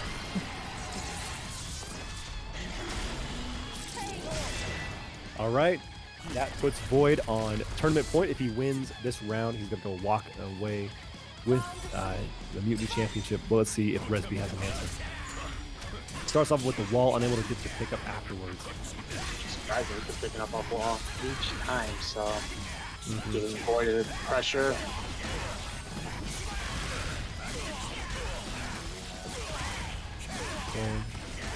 Boom. Ooh, there's the roll, and there's... Oh! That was a reset of his own, and with an uppercut as well. It's does ridiculous damage. So let's see what Rezby's actually able to get out of this.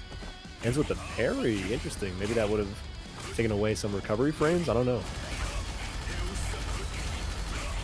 Wow, just chipping away. That's a guard break. That's a way to win a round right there in the form of Rezby. Go for a guard break with the Apocalypse. Ah, that was sick.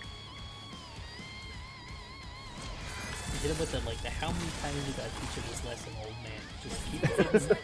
I'm gonna hit you with this hammer until you give me the damn ground. I love the young people. He's trying to kick my butt. He's trying to throw me into a cross. There's a roll and a DP. All right, Rezby's not messing around. Rezby knows that he has to stay on the offensive in order to get a reset in this grand finals. Doing a good job of it too. Ooh, a drop, but does not get punished for it, and that's the spear. Go ahead and put him on reset point. Round 2.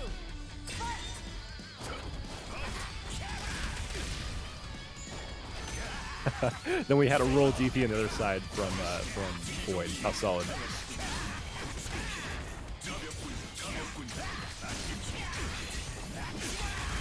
Okay, the blocks, but that guard gauge is getting hurt. It's just so dangerous yet to guard cancel against Berserker. Oh, he's got to get out of there. Tough situation for Rezby. His guard gauge was low. His life was low. Oh, he's still alive somehow. Okay. Alpaca, how many like scrambles and almost pickups was that? Like 3? That was like 3 of them, yeah. Yeah, like a random hit came out. Okay, we got tournament point and reset point. This is about as tight as it gets.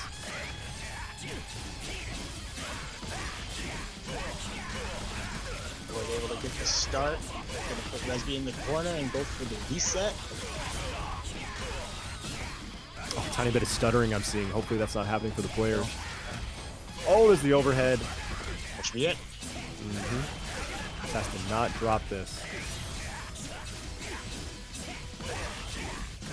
There's one time you pray for drops if you're Rezby, it's right now.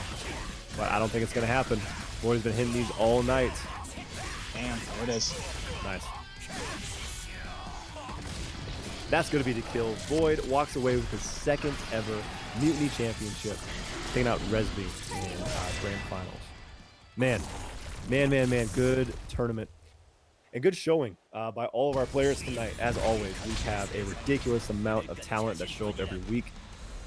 We have, players doing all types of different characters, as well as a incredible team behind the scenes. Sake handles almost all the TO stuff, and he does it better than anyone I've ever seen, or anyone I've ever interacted with. So I really happy to be able to have this tournament for you guys, and we'll go ahead and say a few words before we wrap it up and get ourselves ready for next week.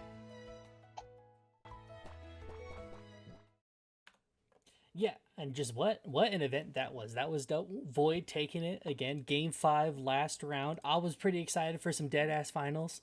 Hopefully, it was almost there on the cards, but the Berserker did prevail in the end. But what a set, just amazing play. I think Rezby getting put into loser side by Void earlier, again, like outside top 8. It might have been like 2 rounds before top 8 actually too, now that I think about it. So Rezby having to just claw it all the way back. Did beat like Dysphoria, deity number 2 launcher. Was able to take a lot of it there. Did really good. But big shout outs to both of our players. That is going to be Void taking it, their second Mutiny.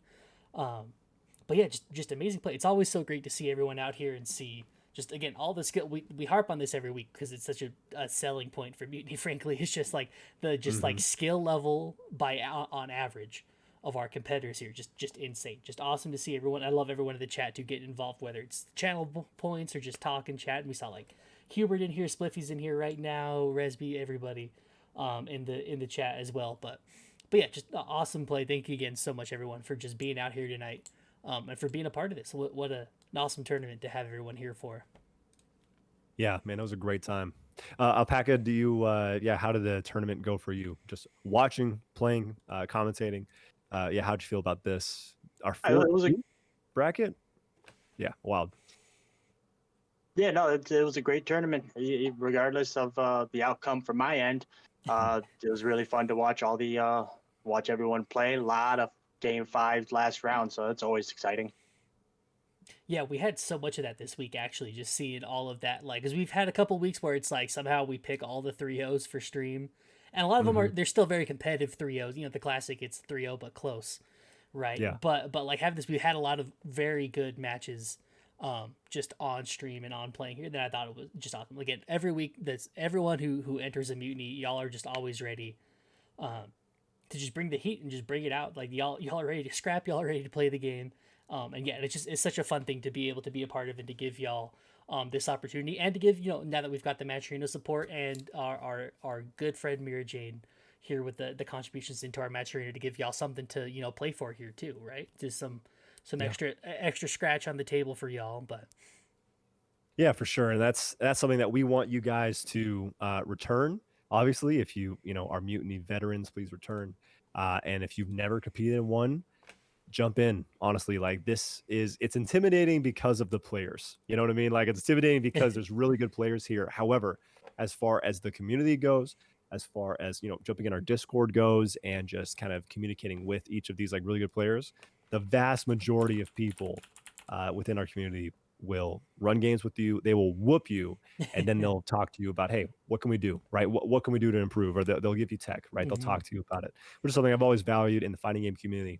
And that is still very true. That remains true in our community. So jump in. It's a free tournament that you don't lose. You don't really risk anything by jumping into this bracket. And you will likely get to meet, talk, interact with players, competitors that you never would have otherwise. The friendships that I've gotten to have because of my YouTube stuff, the Discord stuff, the tournaments, and the interactions I've been able to have has been truly something I'm very grateful for the last 6 or 7 months. And so yeah, be a part of it. Jump on in, join us. We'd love to see you here next week. Please follow the Twitch channel. I'll tell it to you guys for the last time. Follow the Twitch channel here. Sake runs tournaments every Monday for DNF Duel, and then Tuesday for Guilty Gear Strive. And then go follow my YouTube channel at Darth Lugia if you want to see. I have 230, 240 DNF Duel videos on there. I'll have every single match from this stream uploaded separately onto my YouTube channel over the next 4 or 5 days. And then, yeah, just please be part of this community. Continue supporting us if you already are. We really appreciate you being here. And I just cannot wait for next Monday, which is a weird sentence considering how Mondays historically suck. But Mutiny alone has made them 1,000 times better. Yeah, and Monday's such a fun time. And just I want to run on what you said too, just like the amount of experience that everyone here at Mutiny who plays in Mutiny is able to give to. I remember back when Luan had their, was it 4 or 5 Mutiny streak, and it was like I had to mute the Discord because Luan was in there like every 38 minutes asking for games and getting matches in and telling people what to do. And that's the coolest thing to me. Like, I hate the fighting game player who's like, I'm gonna learn all this cool stuff and I'm not gonna tell nobody, because then they can't beat it. And there's so little of that I've seen in this Mutiny credit. So I just put the Match Arena link in there again. The link to the Discord is on that Match Arena. So just go in there, check it out. You can join even if you're not gonna enter the tournament, or say you're like a PC player, since this is a PS4 tournament. I know there's plenty of people in the Discord as well who play on PC that can help give you the sets. And of course, advice on matchups and combos and things are universal, right? They're not tied to PlayStation or PC. So just get in there, get the matches, and then again, make sure you're here on the Twitch channel. This is where we stream the tournament every Monday. If you like Guilty Gear Strive, I'll be running that tomorrow as well, every Tuesday. If you want to just farm some channel points as well, get in here. I definitely don't mind. There'll be predictions on that too. So if you want to start betting on that and just get your gambling fix in twice a week, I mean, here we go. But yeah, get in there, and then make sure you check out all of the VODs over on Luke's YouTube channel. He's been super good, super quick at getting them, there and uploading, getting all those matches separated out so everyone gets to see those. But yeah, I think that's it. Any last shout outs you got for us, Alpaca or Lugia, before we send it off for the evening? No, pretty good right now. Just like you say, Mondays are great. Gotta love it. Don't know what Garfield's talking about. Mondays are the best day. Yeah, Garfield did not play DNF Duel. I can tell you that. That's well, we do have a Garfield who plays DNF Duel, well, but he's not a cat. Yeah, different Garfield. But yeah, last thing I also want to say is that Discord is already up to 120 something people, and that's wild, because when you start anything, you start at 0. You know what I mean? And that's exactly what we did. And so you guys being a part of all this is just making it worthwhile, making it better and better every week. We always get new people every week, and we get to see them for the first time on stream as well. And that is truly something that we're just so grateful for. So that's the last thing I got to say. Be a part of this if you aren't already. If you are a part of this, just continue being awesome like you have been. And we'll see you guys next week. Yeah, peace out, everyone. We'll see you back next Monday for some more DNF action.